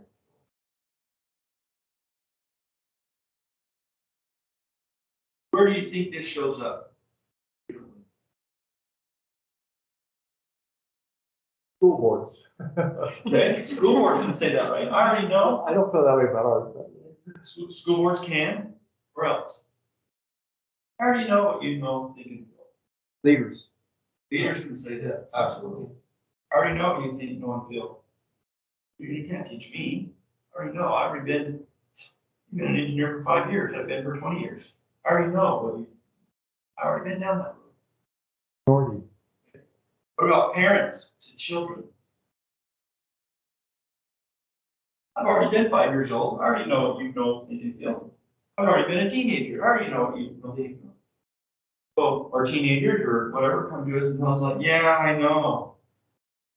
I kind of want to say, no, you don't know. And in reality, we don't. Why don't we? Because they are completely unique. Even though they went through, if they went through the exact same set of experiences, which they didn't, but even if they did, the way they interpreted it, the way they internalized it, everything about the way they perceived it is different than what you did. But when you say, yeah, I know, no, you don't, no. All we can say is, boy, that's tough. What do you do? You know, you're thinking this through, that you're capable and you're smart and you'll figure this out. I know. How can I help you? That's a totally different mindset. Yeah, I know. Yeah, I know. It's tough. Next one is arrogance. I don't need to know. They're both two are very similar. I don't need to know. What you know, Lyle, has no benefit on me. And really, you don't have much to contribute to my success. So I don't really need to know. That's very arrogant. Next one, indifference. I don't care to know. I don't really care. Sometimes you have people like that in meetings. I don't really care. I need to be here. I don't care about this. I don't really care what's in front of you, Kobe. I don't really care. You just stop talking because you're talking too long about that topic. I don't really care about that. You could have that on the city council. Or a councilman says, you know, geez, they go on and on and on, and they keep bringing up all the time. I don't really care so much about that.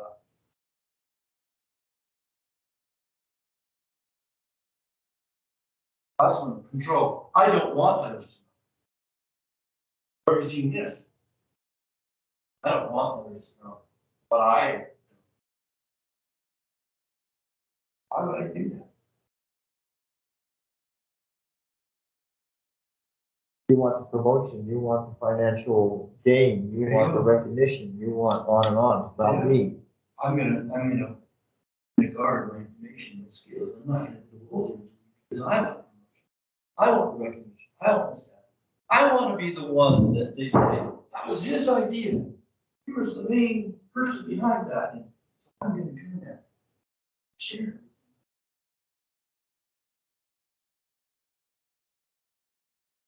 Or they're just afraid. If I tell you some of the things I know or feel or want, you're going to think I'm weak.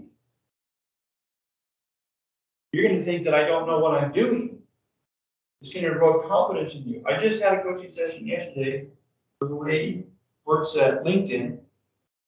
And this is the conversation we had was about this topic.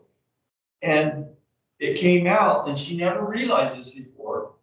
And I said, do you see that you're being vulnerable with your mentors, not being vulnerable?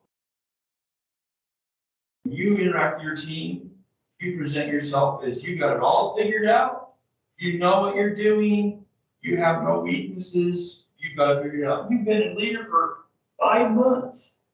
You don't have. There's no way. Here's the thing. Most people know the weaknesses of the leader. They just want to know if the leader knows. So she was not even aware that she was doing that. Well, I'm completely vulnerable. I ask for feedback. I'm growth-minded. She said, I'm growth-minded. I ask for feedback. I get all that, totally over my mentors. But then when she turned to her team, like, no. I don't want to tell them that I don't know what I'm doing in this area. I said, why don't you? Well, because then they'll trust me. They'll think I'm weak. They'll think that I don't know what I'm doing. I said, there you go. They already know. They just don't know you know.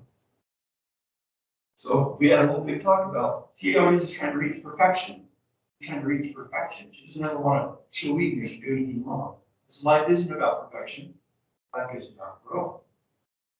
Focus should be on always growing, about reaching some level, pinnacle of greatness. It's always growing, always growing. Okay. So those are the levels, and we're going to jump into your CBI to help you know yourself better. Something else. Quick, yeah, go to the bathroom and take a quick drink. I'm going to switch. Give you a report.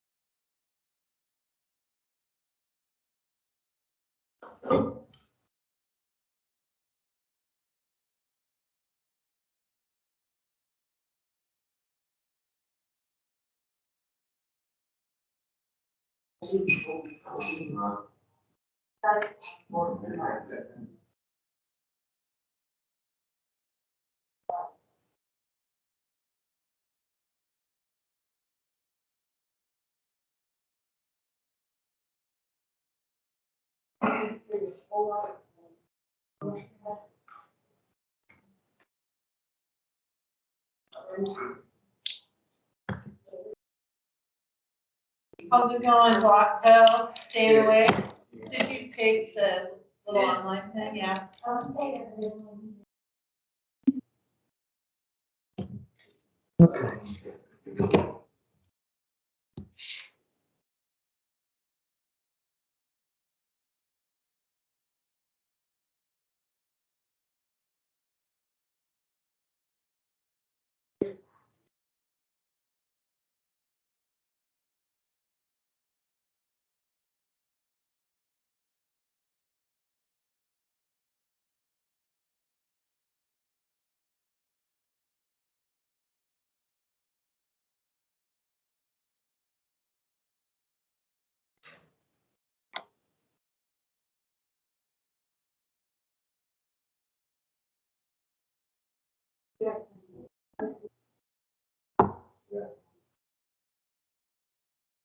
Good. A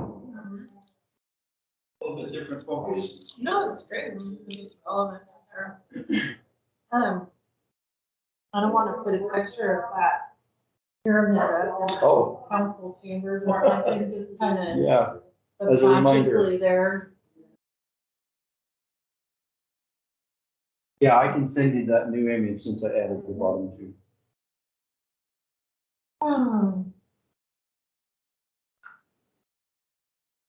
Do you guys have plans for tonight then? Yeah, we saw some of the sculptures, but just in the streets and the water. There's fireworks tonight Oh, what time? down at the lake around 7 o'clock. I think the opening ceremonies are like. So you just kind of watching you. Yeah, down by the Tom McCall. They shoot them off from the morning. There's food vendors, there's. So you go through the hotel, get out on the marina? Would turn right where the Fog Lifter Cafe is and take that road back around. Then park wherever. What are you? No, we're going back tonight. Oh, you are? Oh, I thought you were saying, oh, okay. Going back That's tonight. kind of My late. daughter's Drive. home. I don't I'm know if having it's worth the delay in your drive to watch fireworks, but that's up to you. The roads are open. Helping work on high school and musical. So I'm being the second. That's nice. Tomorrow's our. Which high school is it? Timberline High. Where's that? Kind of a little on the east side. Yeah, they do really, they probably one of the best, if not the best, musical department in the state. Oh, fun. And win all the awards, musical department, all of our kids come.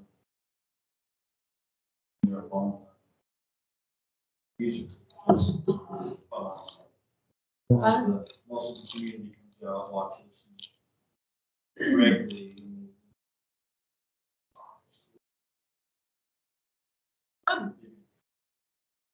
I just watched, I think it was on Netflix, Tick Tick Boom. Have you watched that yet? It's about Jonathan Larson who wrote Rent. But it's the period of his life right before that. Just sort of the struggles of being you know, trying to be a Broadway musical writer and living in New York City, trying to like get through to that. And it's pretty interesting. It's directed by Lin-Manuel Miranda. And it's like a musical itself, right?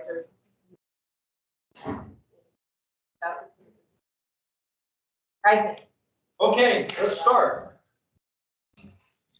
Let's do this. Get to know who you are a little bit more. Very interesting assessment. Eye on the mic.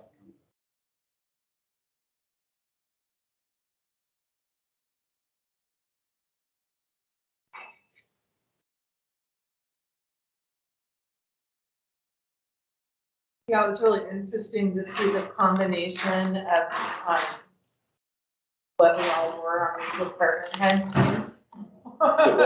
You're gonna see there's a gap in the council. Have a gap. You have to watch for that. And there was a gap in the staff. Yeah. Okay, let's see, we're waiting for Lyle.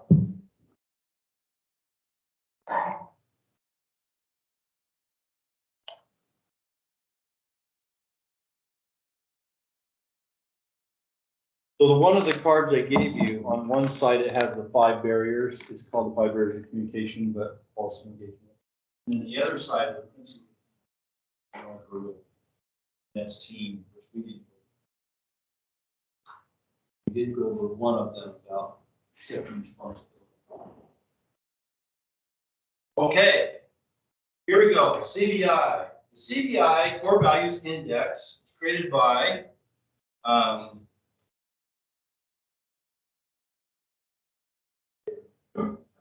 very complicated protocols, been around for a while, and very, very interesting.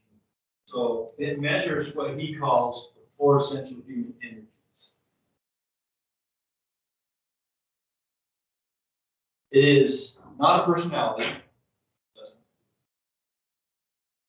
or a nature, okay? What it is that drives you, motivates you, do what you do.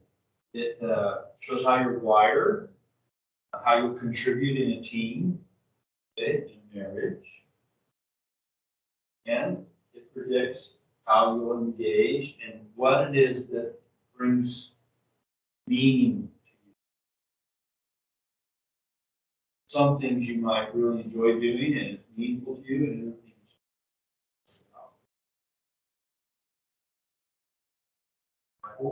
Somebody might absolutely love preparing taxes.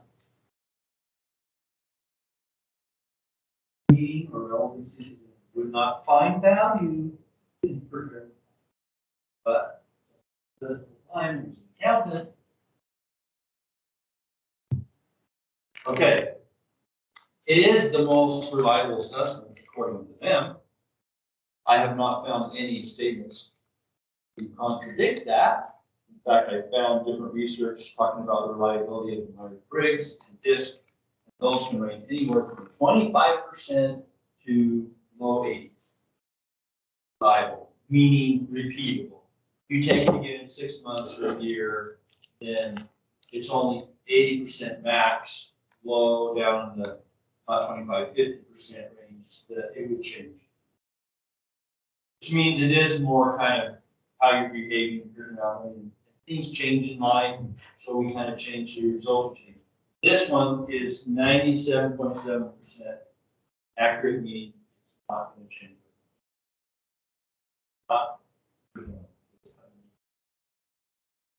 Okay, so who we are and why this matters. It really helps us to kind of understand what our drivers are, because it can help you know, are you in the right job? It can help you communicate effectively with your spouse, with your coworkers, right? Know how you contribute. Know when you're feeling anxious and why you're feeling anxious and stressed in a meeting or something and what's going on. So we each have a unique, we talked about this, we each have, you know, we started in 5,000 Mercury, we say, neural pathways in our mind, and we are absolutely unique. mind-boggling. We can't even wrap our head around it. And so we're all very, very unique. But what is it that makes up our uniqueness? And that is, we have our nature and we have our nurture. So we have our genetic and our environment and our role models, like our parents or other people we admired, and what they taught us or what we experienced. And a lot of that happened before we were 8. There's a part of our mind that's called the RAS, or reticular location. It's a network, and it acts as a filter. So in your mind, all your 5 senses is taking in information constantly. And that part of the mind, before the RAS, all the senses coming in, all information, it can process 50 billion pieces of information per second. That's amazing. 50 billion pieces per second. Our conscious mind can only process 50 pieces of information. Okay, where does all the rest go? It either distorts or gets deleted, modified, right, thrown away. Okay, so the only thing that's presented to your conscious mind is if it falls into 2 categories. One, if it's considered a danger, so you see it, your snake, cars coming, something like that. So if it's a danger, your peripheral and everything else is, and your subconscious is aware of all that. And when it comes to the rest, ooh, that could be danger, it's going to present it. Or if it considers it relevant to what you're doing. But if it's not particularly relevant to what you're doing, what you're focusing on, then it's going to kind of either not present it and delete it. So for example, you have all this stuff going on in the room right now that you're not even paying attention to. Temperature, the color of things, the sound of things, the sound of the fan, the projector, and you're just ignoring all of that. But it's all there. You draw your attention to it, now you start seeing, you start noticing. But those things aren't relevant to what you're doing, so your brain just kind of, that's what the RAS does. And so when we're young, before we're 8, the RAS isn't fully developed. So that means most of what we experience, what we're told, we hear, we experience, we believe is true. This comes through because the filter's not completely formed. So it comes through, and that builds and creates kind of our nature, personality, or behavior.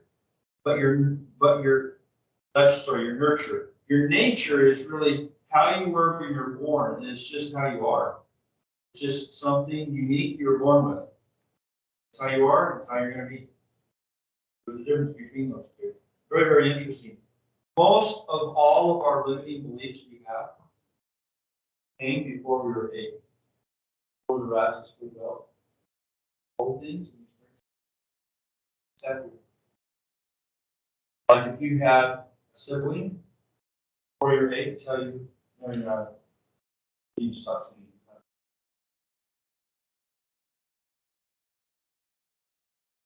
You'll believe it. You're 8, you will believe that. It is absolutely true. And that person will have a very hard time seeing it. Unless there's something really helps them. That before we're 8, you got a lot of limiting beliefs in your mind from before you're 8, and you need to know where. Don't even know. Okay. So this is a little chart to help you kind of look at the values. So when you look at your graph, the top graph on your front page, you see there's 4 quadrants. In each of the quadrants, look at the squares, not around the outside, but the 4 squares. You got builder, merchant, innovator, and enter. And you look at the value, okay? 25, 18, 21, whatever. And then what you would do is you would take those values, okay? We're going to talk about what they mean. And then you would plot them on this little ladder, okay, like that. Okay. Now, if your value is 26 or above, we say that is profound in you. That's like your sweet spot. Okay. If you're between 20 and 26, it's solid. Okay. If you're between 12 and 18, then you can access it once in a while. If you're below 11 or below in that, you don't access it very often. And when you do, it's strange. Sucks the life. It's like they call it non-existent. It's just really tough for you to go. You can go there, but it is tough. You're here. That's when you think about that. Now, the interesting thing is when you compare your numbers, okay, if there's a gap of 3, in this case, it's actually considered an order of magnitude difference. Okay, so like 10 to 100, that much of a difference. So if you went from, if I had raw numbers from 10 to 13, that's like going from 10 to 100. Order of magnitude jump, 3 is order of magnitude. So if you jump by 6, that's 2 orders of magnitude, so like 10 to 1,000. Big difference. So this helps you kind of see that. And so then you look at this, you have your graph, your chart, but then down here on your histogram, you have percentages. Okay, so like on this one, the builder is 14 raw, but the percentage is like only 6%. Okay, and this is like 3 or 2. And so the percentages are the weighted, which takes into account the order of magnitude difference. So we really like to focus, instead of on the raw numbers, you focus on the percentages, and that tells you how much time and energy do you spend in that area. Right? And when you do, if it's a high percentage like this one, really high percentage, they virtually live there. Right? I mean, they're clear down here. They virtually don't ever go here. They just live right there. So a lot of people will have one really high one, or some of them will have 2. Some of you might have 2 that are a little bit low. A lot of you have 1. Any questions about that? Understanding that? And then we're going to talk about these other ones over here, innovative cognitive that are around outside of your square, and that's about the contribution type. Okay, so let's talk about here. You have a little card I gave you that has this on there, so you don't have to write any of that down. And I'm right there, yep, on the other side. So that's all there. And we're going to go through each one of these. Here we go. The first one is a builder. So a builder's core value is power. These are all positive. Power is not a negative thing. What this means is, for a builder, they derive value from taking action. So they contribute to a team, to a relationship, to work by taking action. So there's always a sense of urgency, and they want autonomy, right? I got to be able to make my own choices, make my decisions. So if I'm a builder, it's like, tell me what you want, high level, and then let me go do it. Let me go off, figure it out, make my decisions, and I'll come back and report to you. That's a builder. That to them is power, autonomy, control over their work, what they do. That's how they bring value.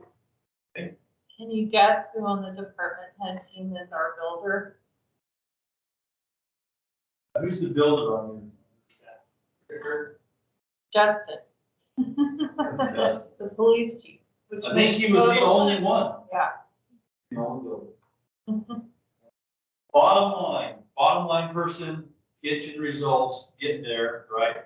Now, the secondary, what we call the catalyzed value, power, is faith. This is not a spiritual faith. This is a faith in their own ability to accomplish something. So they believe, I want to take action, and I believe if I take action, I'm going to be successful. Okay. So this is the type of person, they're going along and they hit a wall. Like, okay, well, Well, dig under the wall. And the wall's too deep. Okay, I'll go around the wall. Well, it's longer than that. Okay, I'll jump over the wall. I'll get a ladder.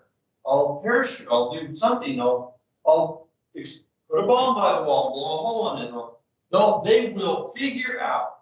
They are confident that if they can just keep trying, they'll figure it out. They're confident, and all they do is that I will figure it out and I'll get it done. They're not so much concerned about failing. They're willing to take risks because it doesn't matter to them. It doesn't matter if I don't quite do it right, or if I make a mistake, or if I fail a little bit. I don't care because I'm not done yet.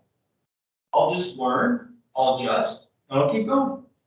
But I'm going to get there eventually. I'll get there. Just leave me alone, and I'm going to get there.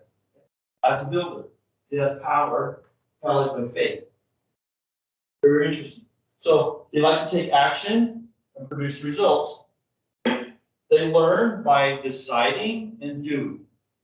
They learn by I do it, I learn from it, and then I decide and I do again. Very decisive.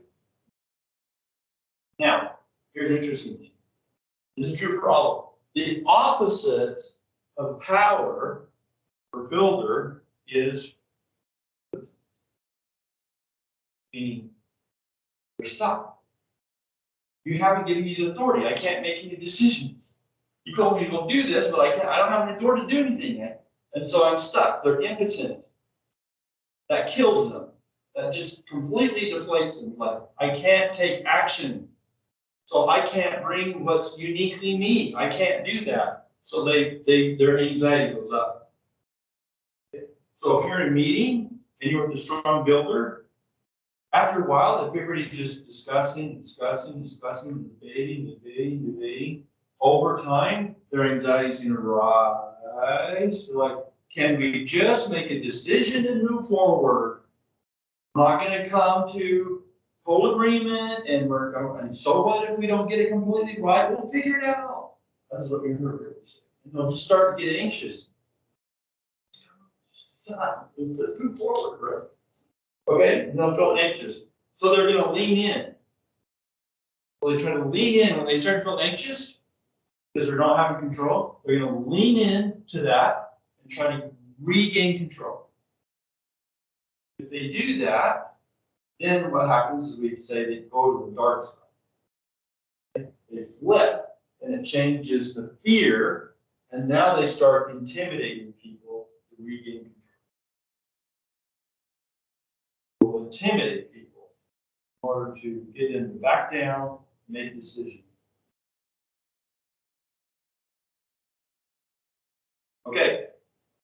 So builders' response to stress, when they feel stressed, they're going to jump in, take over, and intimidate. They're going to be perceived by people sometimes as pushy, bossy, and inconsiderate. They are.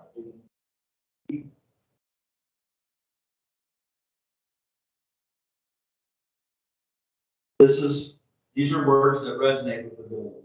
They're very intuitive. They like to go by their gut instinct. Okay? Always a sense of urgency, wanting results. They're very direct, decisive, very independent. Give me autonomy. I don't care if I make mistakes. I'll figure it out. Very bottom line. Okay. Any questions about that as a builder? Then when they talk, they're right. Not as a person. That's a builder.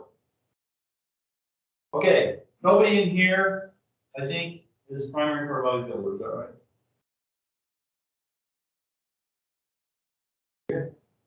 Hardship. Got a lot of merchants in the room. Hardship's core value is love. It's not a touchy-feely love. It's a love meaning about relationships. We care about people and relationships, big time. And they'll go to great lengths to develop relationships with people. And they'll try, and they'll try, and they'll try, and they'll try, and they'll try. Okay? Relationships is very, very important. It's catalyzed by truth. They want people to be truthful with them. They want to be truthful. If somebody that's a high merchant feels like somebody's deceiving them, going behind their back, they will cut them off. not deserve my love or relationship, not been truthful. They like to see things how they are. Okay. So if a merchant tries and tries and tries and tries and tries and tries, even if the person hasn't been deceptive, but they're just a prickly pear and they just don't want to engage, after a while, the person's trying, typically they'll reach a point where like, you crossed the line, Bob. You were like dead to me. The merchant would just cut them off emotionally, they're like, I don't really care anymore.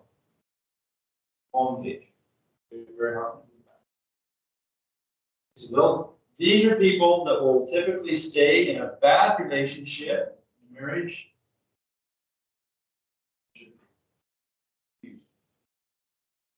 Staying too long, it's like, well, if I just did this, and if I just did this, you know, then maybe they'd be happy and they just keep on and on for years and stay in an abusive relationship and you shouldn't. Or value someone.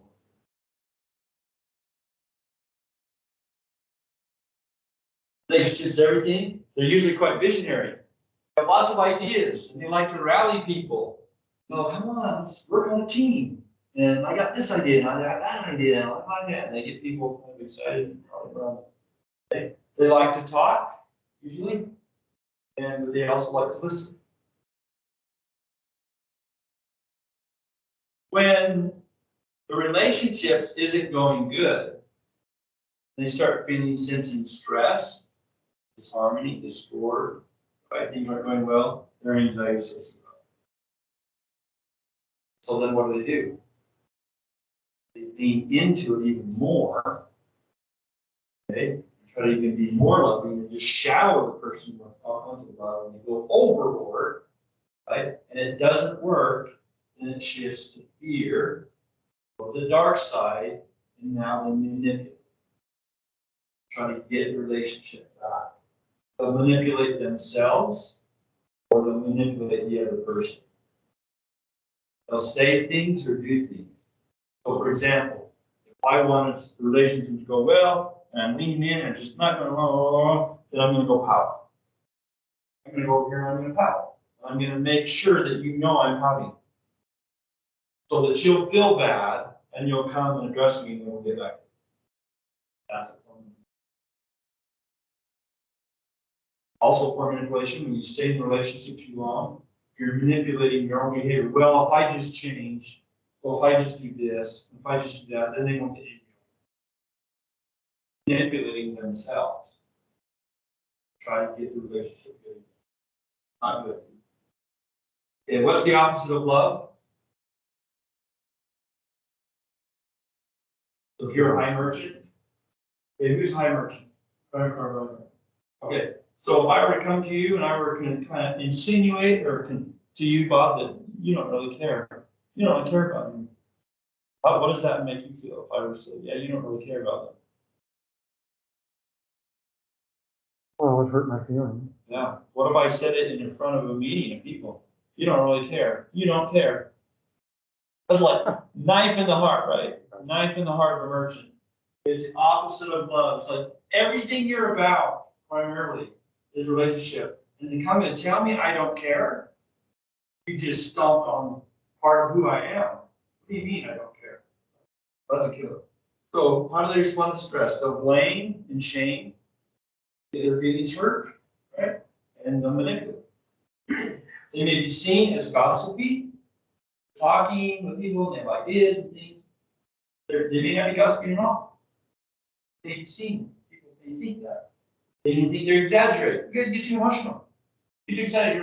You're exaggerating, or you're minimizing it, or whatever. You're not real. You're not realistic.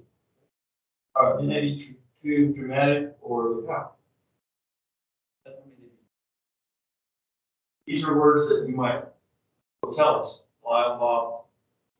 Some of these words resonate with you. You're welcoming, like brainstorm, you know, vision, like honesty and truth, inspiration, you're inspirational, right? Relationships and community, you sense and feel things, you want to be part of a team, you have a vision, right? Who was it that said, I think we need to have a vision in the reflection? Who said that? There we go.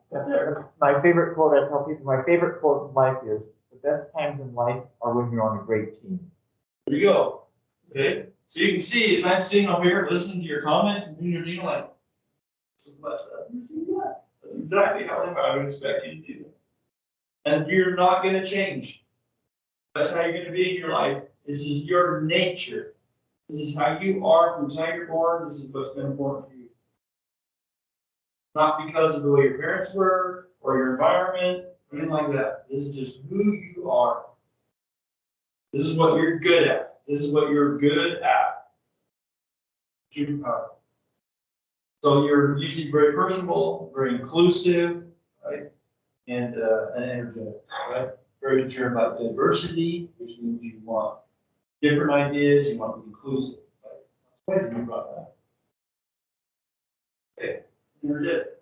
Okay, innovator. We have innovators in here too. Who's the primary curve innovator? Okay. Here's a secondary problem. Yeah, one secondary. Okay, primary core value is wisdom. An innovator wants to solve problems and provide a wise solution. Now, they don't use that word. I'll say things like, this is the right thing. This is the best thing. This is the thing that we should be doing. And they'll say that after they've thought all about it. Okay, so they're really good at their catalyzed value is compassion.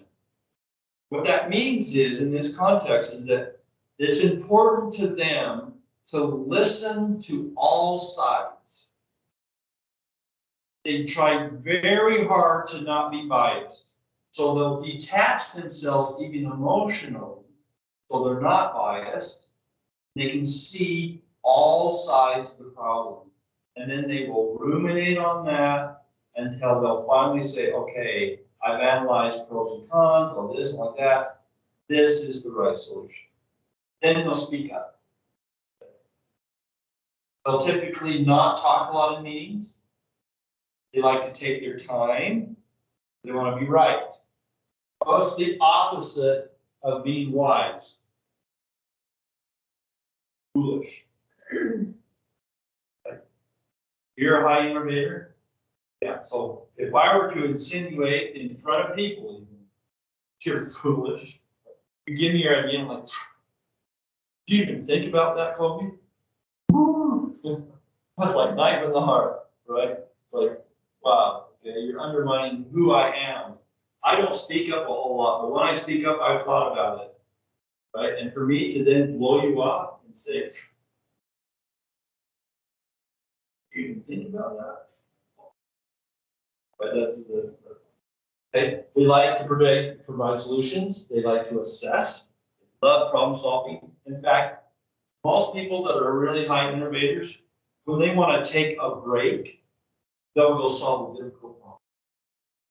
They'll get on their phone and go play a puzzle game. That's rest. They love solving problems. The innovators, more than any of the other ones, need an audience. Why do they need an audience? Give their solutions to. If there's not an audience, there's nobody to give my wisdom to. So who do you find that are typically high innovators? Testers, teachers, speakers. They're high innovators. They're high innovators. Why? Because they need an audience. They need to share. Very interesting. Okay. If they're sharing it, but it's being ignored, they're being treated as foolish, you don't know what you're talking about, okay, whatever, Lyle. No, I'm just kind of ignoring you. Ooh, it's just, anxiety starts to go up, right? I can't contribute. The way I contribute is providing wise solutions. I've thought about this and you're just blowing me off. Anxiety goes up. And so then what they do is they may try to lean in even harder. Oh yeah? Wait a minute. I want to talk about this some more. I don't think you heard my idea. Let me share that some more, right? So you lean in, you push it, and they keep blowing you off. It's not working. Then it goes to fear. Then you go to the dark side. start interrogating. Like, well, Annette, what about this? Well, what about that? Well, what about this? Well, do you think about this? Well, what about that? Well, you got an error in here. You left that out too. You know, so it's interrogation. So what am I trying to do? I'm trying to regain respect for my solution and show you that I'm wise by poking holes that you haven't really thought this through. You got so many mistakes in there. Maybe you should listen to it. That's what an innovator does. You interrogate. Now, innovators naturally ask a lot of questions. They're extremely inquisitive because they're assessing, they want all the information. That's not the same as interrogating. I can ask lots of questions because I really sincerely want to know and learn all that I can so that I can come up with the right solution. And interrogating is when I'm peppering you and poking holes. That. I'm not trying to gather information, I'm trying to also your perspective. Okay, so when they get stressed, they'll pull away. They'll get stubborn. You can see it goes up in your. Why? Because they thought about it. You're pretty firm. Have you really thought about that? I mean, I thought about this a lot. So don't just come here and focus and tell me something. So here's an example. I'm a newer engineer. I'm in an office. A lady, the other engineer, she's been there a little bit longer than I have. And I come to her, and there's another guy that's been in the company a little bit longer, and he's talking to her. She said, okay, just a second, let me that. So I tell her the problem that I'm having. I'm like, oh, I'm wondering, I'm thinking about this, like that. The guy speaks up without being asked and says, oh, you should do this. And I went back to talking to her about, oh, no, what about this one, about this one? He goes, no, no, no. Didn't you just hear me? I just told you what to do. I told you the solution. He's thinking, oh, he's an engineer. I just told you to do. I said, okay, yeah, I heard you. I started talking about this more. And goes, oh, why are you listening to me? I told you what to do. So finally I said, whoa, wait a minute. I said, you think that you can hear my problem in 30 seconds? And you think you're going to come up with the perfect solution in 30 seconds? I'm supposed to just go run off and believe you and do it? I don't think so. I thought about this way longer than you have. You haven't even considered all the options. So no, frankly, I'm not going to just take your option. I'll consider it, but I'm also weighing some other. So what does that tell you about me? I'm a high innovator. I am like, no, no, no. You're not going to rush me. Not going to quick decisions. You're not just going to blow me off.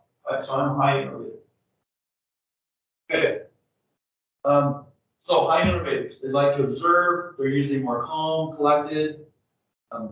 They like to solve problems. They ask lots of questions. They're usually bigger picture, like to see and assess everything. They're very open to change in the beginning. That's what change.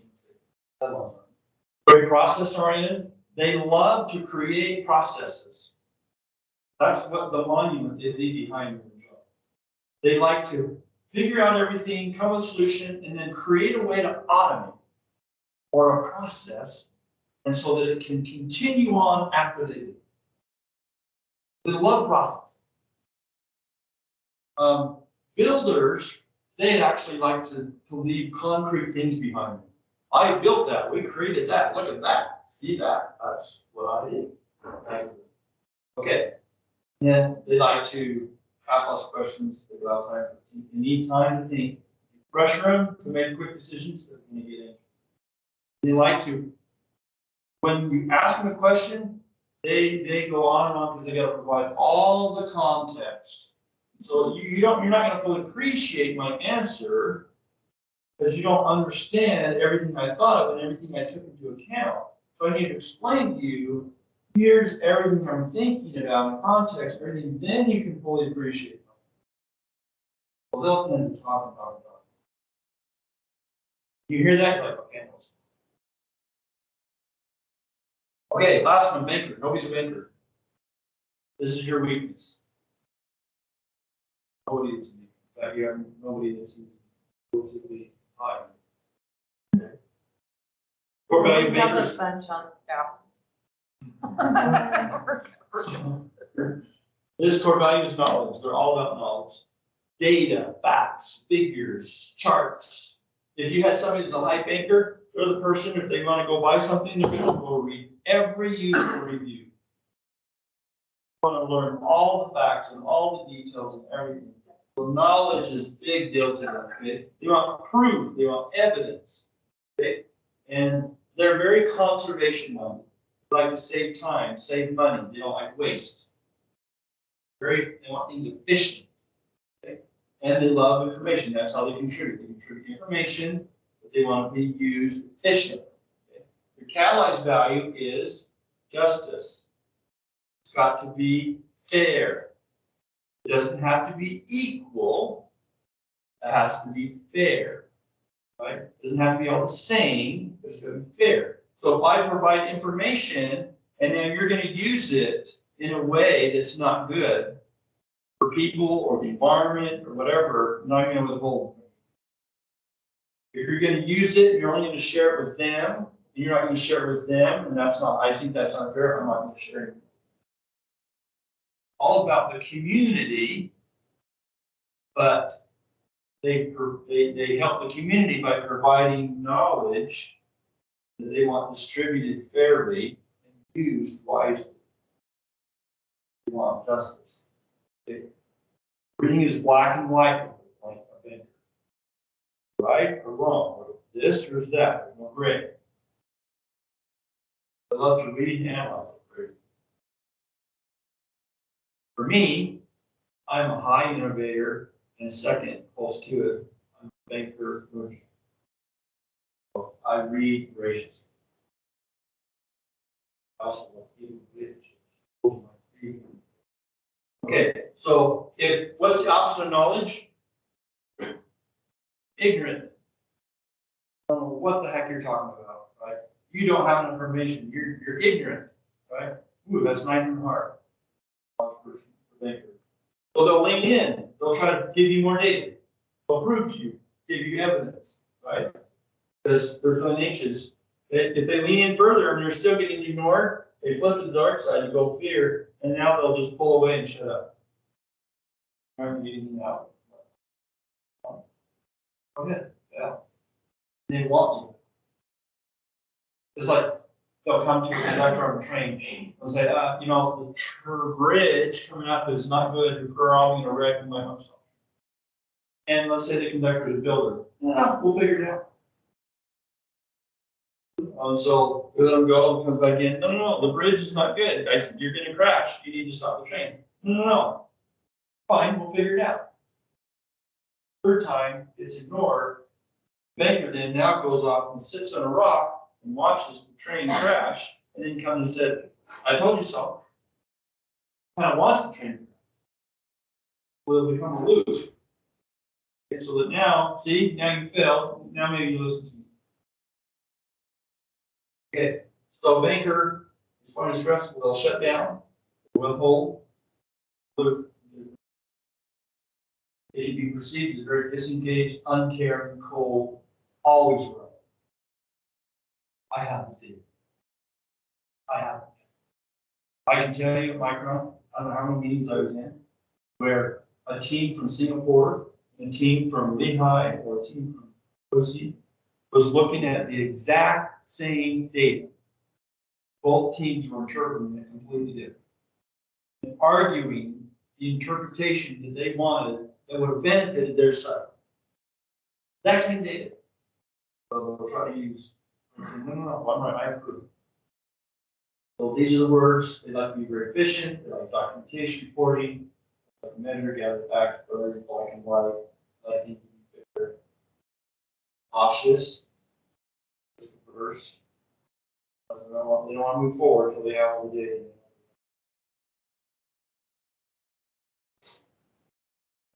Information is usually quite polite. Okay. So this is not what your counsel is. Really not. So if we look at this, this is you. So you look at merchant, big time. So that's good, right? For city council, that means relationships matters to you. That's really good. Because you're engaged with the community, you're engaged with each other, relationships matter. What's the other one? This one? Innovator. Big time innovator. You love to solve problems. You're saying this, right? You love to solve problems. You're here. You want to create policies. You want to solve problems for the community. You're problem solvers. So you're going to be innovative. You're going to listen. You want to be unbiased. You all said all these words, right? You don't want to be biased. You want to be inclusive. You want to hear all sides. You're talking about diversity and you're discussing things. And those are all words of innovators, right? So it's not surprising. So it's really good for the city council to have this mix of merchant and innovative. Very, very good. But where you're low is here, which is banker, which means you're going to have a tendency to not care as much about the facts, the details. So, for example, on the reflection thing, each of you would have a tendency to not read every word of that. Skim it. Banker will read every single word of that. Banker would read every instruction manual. You're going to have a tendency to gloss over it. That's a weakness. When I miss something, it's in the details. And you not want to go there. And then the last one, the other one you have is builder. So here's builder. So Julie, you're the highest in builder. Okay. But these, look at this, 2%, 1%, 9%, not too bad, 7%. What does that mean? As a council, you're going to be slow to make decisions. Because you're innovators, you're high innovators. You're going to be constantly assessing, debating, thinking about it. And an innovator typically, after they present a solution, they'll go, oh, that actually matters. That's an innovator. Okay? But if you're low on builder, that means you're not going to be as decisive. You're not going to be willing to take as many risks. You want it to be right because you want it to harm people or affect the community adversely. So you're going to be slower about it and make decisions much slower. And you're going to be the one out of everybody else be like, okay, you're still only 30%, we're 52%. You're the most out of everybody. Okay, so don't be surprised if in here you start to sense it's like, okay, let's wrap it up. Or and you notice sometimes everybody will go around and say something, and then what does she say? I think that's good. I think that's good. Everybody caught it really good. So what is she kind of saying? I don't need to add anything. We're done. Wrap it up. It's good. We're good. Exactly. She's the only one that did it. If you notice in your discussion. This is who you are. It's not surprising you're aware. Okay. Contribution types. This one you combine your top value and your second value together. That says how you contribute primarily to the team. Okay. So if you're a builder, banker, then you like to provide practical solutions. Meaning practical is something that's useful. It has to be useful. I'm not just going to give you something, it's got to be meaningful, it's got to be useful. So if you're a builder, banker, you're going to provide practical, useful solutions by taking action. Producing stuff. If you're a banker builder, you're going to provide practical solutions by providing knowledge that's useful. If you're a merchant innovator, you're all about creativity, very creative, problem solving, have lots of different ways of solving problems. Okay? And you're going to be creative in terms of relationships. How you can bring people together. Okay? That's how you're even more creative. If you're an innovator merchant, then you're going to be more creative about your problem solving, not as it necessarily relates to relationships. The other one's if you're a builder merchant, then you're highly intuitive, gut instinct. You'll hear him say things like, you know, it just seems right. This feels right. Well, that appears right. That kind of makes sense. That's all gut instinct. That's intuitive. Highly intuitive. And then cognitive, right? Very much learning and processing and studying and thinking and logic. I don't think anybody's here. Now let's look at the contribution types. Well, then the other two, you're bank or merchant, and you're all about community. Okay, through knowledge or through relationships. Or if you're an innovator builder, then you're very, very independent. But look along. Here's your team. Look at this, creativity, bias. Creativity, oh, pretty high on all of you. You don't have a problem with that, are you? Independent, blue. Who's independent? Really? Right? Because I think you're a builder innovator, right? So very independent. You prefer probably to work alone. Okay? And so, and low independence here. So I'm up, right? And so then we looked at this one, practical. First practical. Okay? Still not very high. So that could be a weak area as a council. Are you presenting some things that are actually useful? I'll watch for that. Okay? It may have been creative and a novel when you approached it, but was it practical? Was it useful to you? Really? Right? Then you have the green. It is community. Okay? Mike is the most about community. Okay? It's a little bit lower. Isn't that interesting? As a council, you're less about the community, but you're still pretty, if we look at, yeah, you're just low on community, but a lot of you care about relationships. That's a little bit different about if you lean towards primarily thinking about the community. Okay? It means that most of your energy you're going to lean into being creative or independent. That's how you contribute. Meaning, that's when you're in your zone. When you work by yourself, that's probably when you do your best work. When you're right here, you're creative. That's probably your sweet spot. You're probably totally creative, coming up with all kinds of novel ideas and ways of looking at things.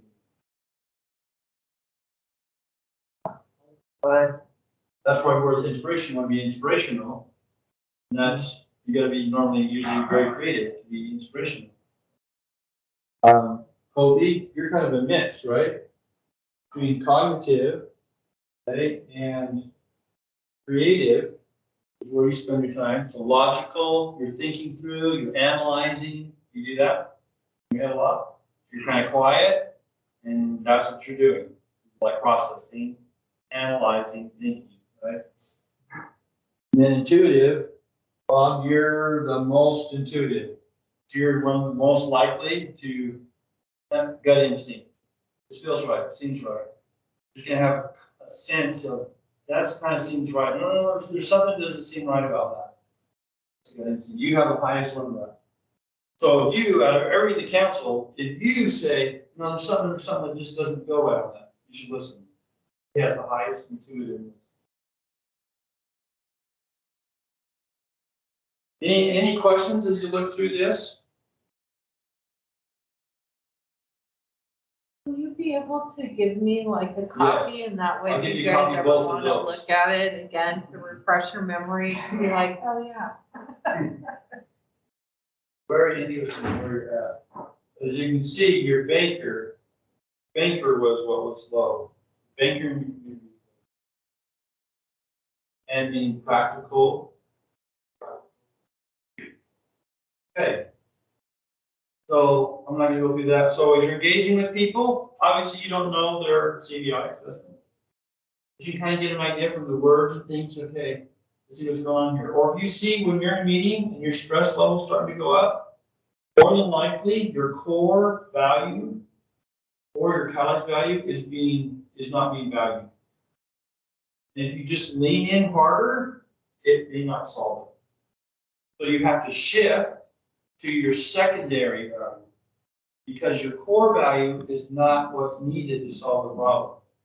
Okay? So for example, if you're trying to be decisive as a builder, okay, and it's not, they don't want that. They want to just keep debating for a while. And you lean in and you're getting frustrated because you think like we're talking too long, this thing is long. Then what it's showing is they're not valuing that right now.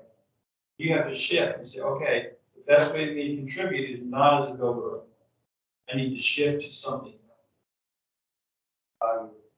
And you know that you're doing that temporarily, and then you shift back. Well, the more you're kind of familiar with the words, and you see on the card I gave you on the back, you saw there's common words for each of those. So it kind of clues you in, like, okay, this is not being helpful right now. They want data. Like somebody's like, we need data. We're not having data. Where's the evidence? Where's the proof? Right? And maybe you're a merchant. You're like all about relationships. You're not as concerned about the data. You have all these data. You want to get excited, and people aren't getting excited, and they want data. Then you're like, okay, merchant's not helping. Not what they're concerned about right now, and it's not going to bring us to the solution. So I need to shift the banker. It's not where I like to live. It's going to drain me, but I have to shift here temporarily. So you say, hey, you know, I'm hearing that we need to have data. So let me go off and do a little bit more research and find some data. You may not do it. You may have somebody help you do it, but you recognize and they go, thank you. And so now you go off, you spend a little time to do it, or you have somebody help you do it, and then you jump back out of that. Here's the thing. When you look at your bars, anything that's a low percentage, like 10% or lower, when you're doing that, it's going to suck energy out. Well, some people I talk to, when they look at their CBI results and it says they're really weak in a certain area, like say banker, like, no, I don't think that's right. I'm really good at data. I'm really good at research and providing data and proving I'm really good at that. I'm like, oh, really? They're like, yeah. And I said, okay, you may be, but let's say you do that most of the day. How do you feel at the end of the day? I'm like, oh, I'm drained. That sucked the life out of you. You may be good at it, but it's not your core nature. That's not what motivates you and excites you. I said, when I look at the CBI, I'm like, yeah, you're a veteran. How do you feel at the end of the day if you spend most of your time building relationships, working with people? Oh, man, I am jazzed. I am excited. I'm not tired at all. There you go. That's your core nature. You need to lean into that more, and you need to get out of being a banker. You need to delegate some of that to somebody that is a banker, because they're going to be way better at it than you are. And it's not going to suck the life out of them. It's sucking the life out of you. So this is where, as you get to know yourself, live in your lane where you're really good. Shift where you have to. But don't try to say, I need to be good in everywhere. No, you need to be good where you're innately good at. And then shift where you have to, and then lean on other people that are good in those other areas. Any questions? I really want to emphasize the idea that you might have to live in the banker lane. The last job I had to live a lot in the banking lane. For a lot of people who relied on data, information that I was responsible for providing. But I think the idea that you can do it, but it sucks the life out of you. I've never thought about it. I go, hey, I'm pretty good at that. Well, I'm pretty good about it. It drains you, right? Yeah. It drains you. And here's the thing. If people, so many times people are putting the wrong role, wrong job, it's totally against their innate nature. And it just is, it's killer for them. And I'll tell you, if they stay in there for very long, they'll burn out. Burn out, they'll leave, they'll go find another job. And then they'll jump into another job that's not a whole lot better because they don't understand themselves. Like, dang. So, when you talk about, I think it was you, Lila, said, no, the Bob, it was you. You retired. You're like, okay, I'm supposed to be happy, retire, doing things. But then what did you say? Why did you come out of retirement? I got really bored and I felt like I needed to be on a team. And solve problems. And what are your two top values? Innovator merchant. Innovator merchant, yeah. Innovator merchant, right there. There's merchant, there's innovator. So you weren't happy because you weren't solving problems. You need to solve problems to be happy and to feel valued as a person. And to feel like you're contributing, you need to solve problems. You need to provide wise solutions with your life experience and everything else. And you want to build relationships, you want to work on a team. So I could have told you right now, you're going to be miserable while retiring. You're not going to be happy. Well, that's right now. See how that completely, like, oh, I get it. I totally get that. So if somebody does retire from full-time work, they need to get on a board. They need to get on a nonprofit. They need to contribute somehow, even if they're not getting paid for it. or that it's gonna drive you crazy. Because that's the core and the interest in that. And you think about this with your spouse, your marriage. You figure out what they are, and what you are. And you're gonna start to go, dang, that's why they do that all the time. They keep wanting to make a decision to have us move forward and like, but we don't know. We're just gonna go on vacation. We're gonna go right here. Well, what are we gonna do when we get? We'll figure it out when we get there.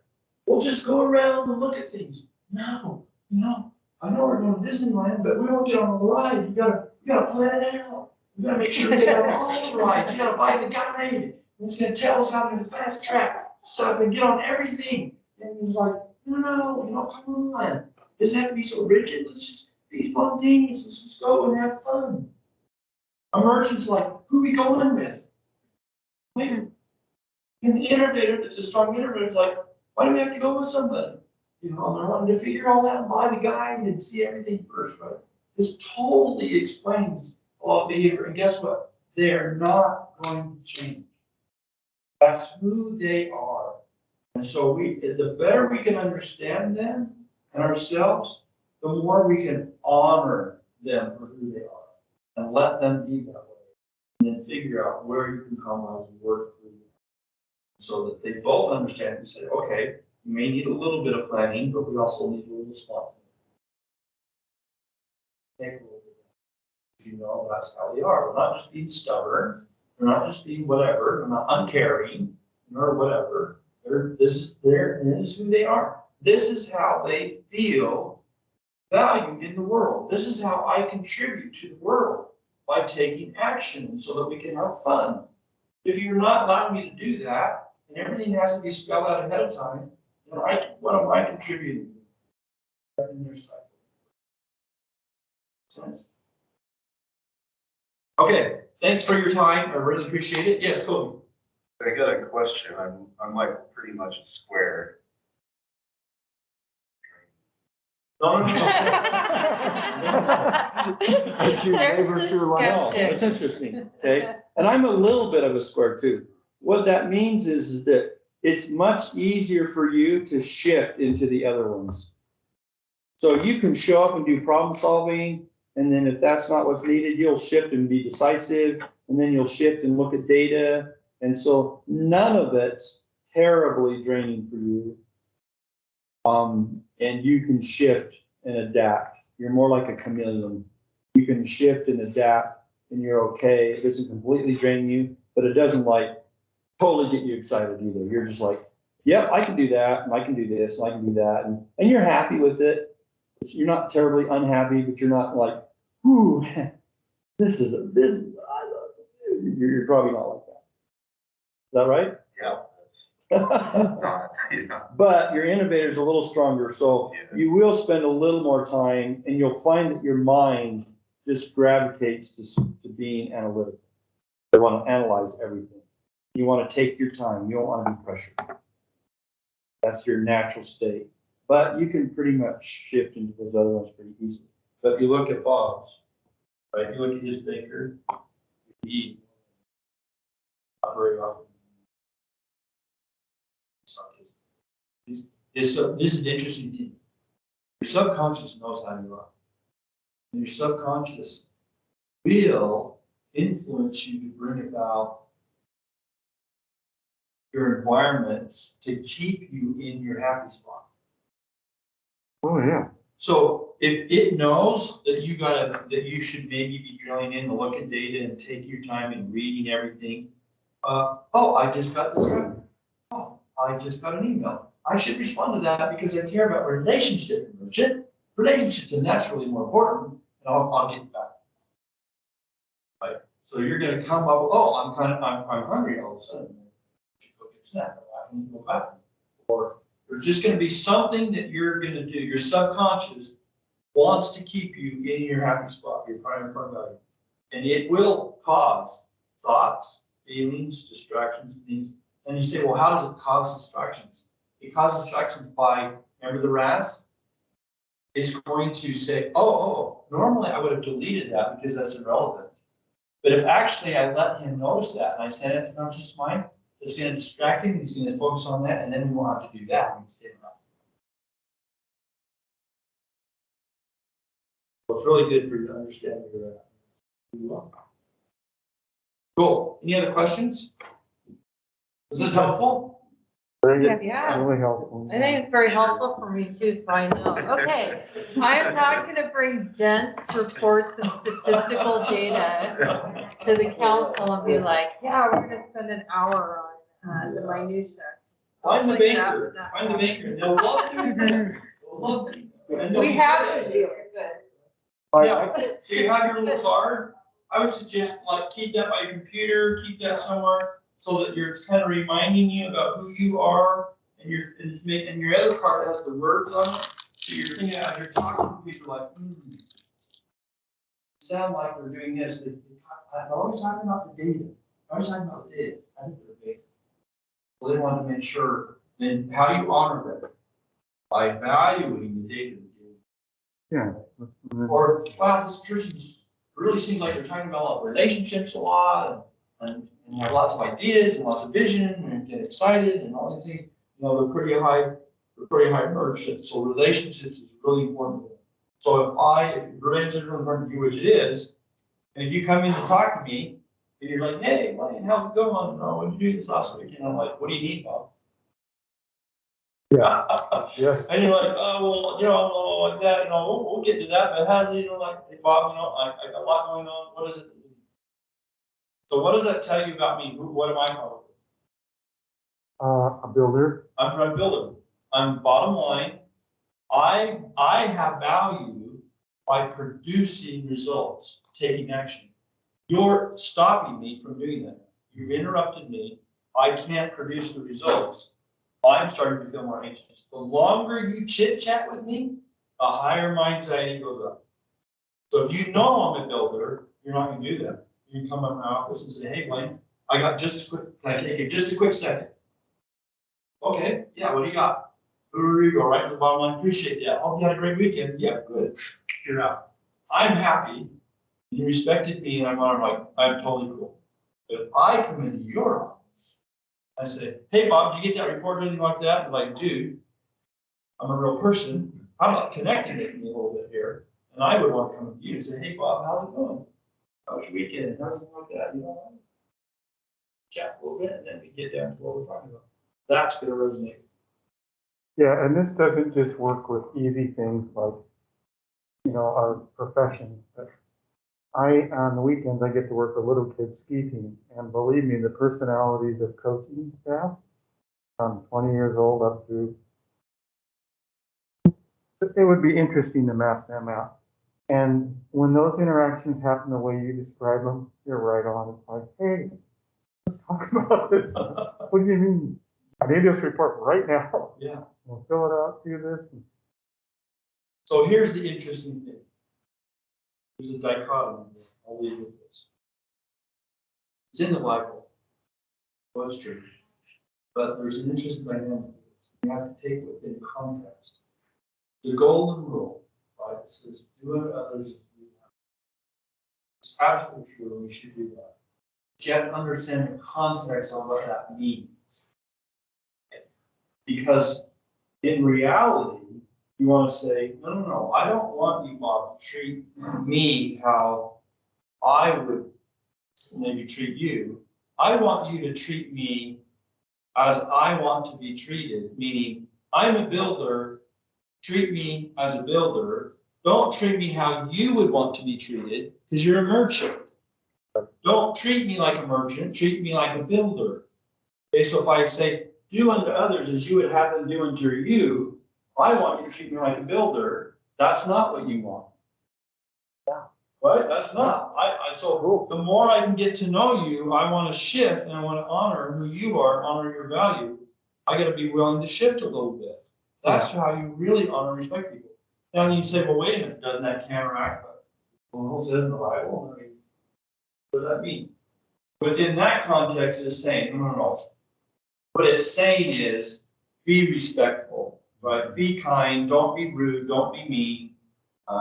You would want to be treated with respect and kindness. So it's a more higher general level kind of a concept.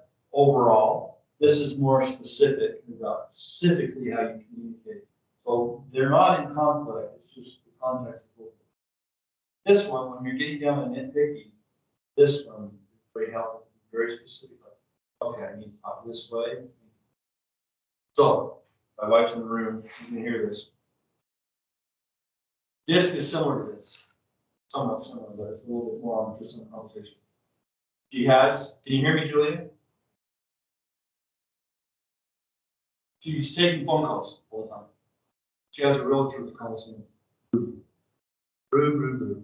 Talking over her, interrupting her, rude and all that. She comes home, she goes, so terrible. She's hiding. Relationships, right?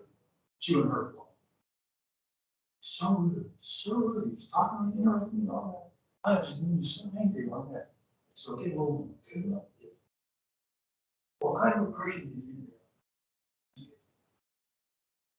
What does that mean? A sense of urgency. Want you to be size, don't lose. They don't hold their hands, they want to have freedom and autonomy. So the next time they call, you gotta talk a little bit faster. You gotta let them know that you understand and care about what they care about. Say, you know, I know you don't have a lot of time, and we need to get this solved right away, and I'm gonna get right to the point on this, and I wanna do like this, and I don't wanna waste any more time when you go off and find this out, and I'm gonna get back to you within 10 minutes, and we're gonna get that solved, because your time is really important, right? Now, builder's like, did that. That realtor completely changed.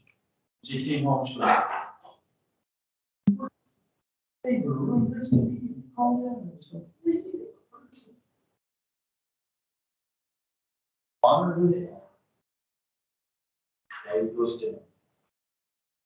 I have 2 real quick points. One, Glenn, thank you very much. We didn't have to say appreciation, but we might that. And my second point is I should step down and get Marcia to come back on city council as the penultimate banker. Yeah, we miss her. She'll find a typo in a 300-page document in about.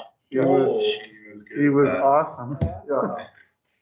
Well, thank you so much. And so, based on the time and what I've learned about you all, I think what I'll do with the strategic priorities discussion is I'm gonna type up my notes and email those out to you, let you think about them. And then you can each just individually email me back and say, oh yeah, I also want to add this or whatever, make some changes and just send that back to me. And then I'll bring a final document to a council meeting for you to see the full thing. So if that works for you, that's what I think I'll do. On the priorities. Okay, great. And again, if you think of anything else on the reflections, also let us know your feedback. And as Blaine is cleaning up and you guys are getting your stuff, I thought it was interesting because, you know, I'm a strong innovator and you had talked about process being like one of our products. And it made me think, oh my gosh, when you read that document, you can kind of see that filter or bias in me because a lot of the accomplishments or all the processes we put in place this year for making things virtual and electronic payments and like trying to modernize a lot of stuff at the city. And so I thought that was kind of funny. When you mentioned that, I was like, So you feel valued by having produced processes. yeah, trying to get all of that in place. Moving on. Wow. Thank Anyway, you, everybody. interesting. Yeah. Nice spending the day with you, all of you.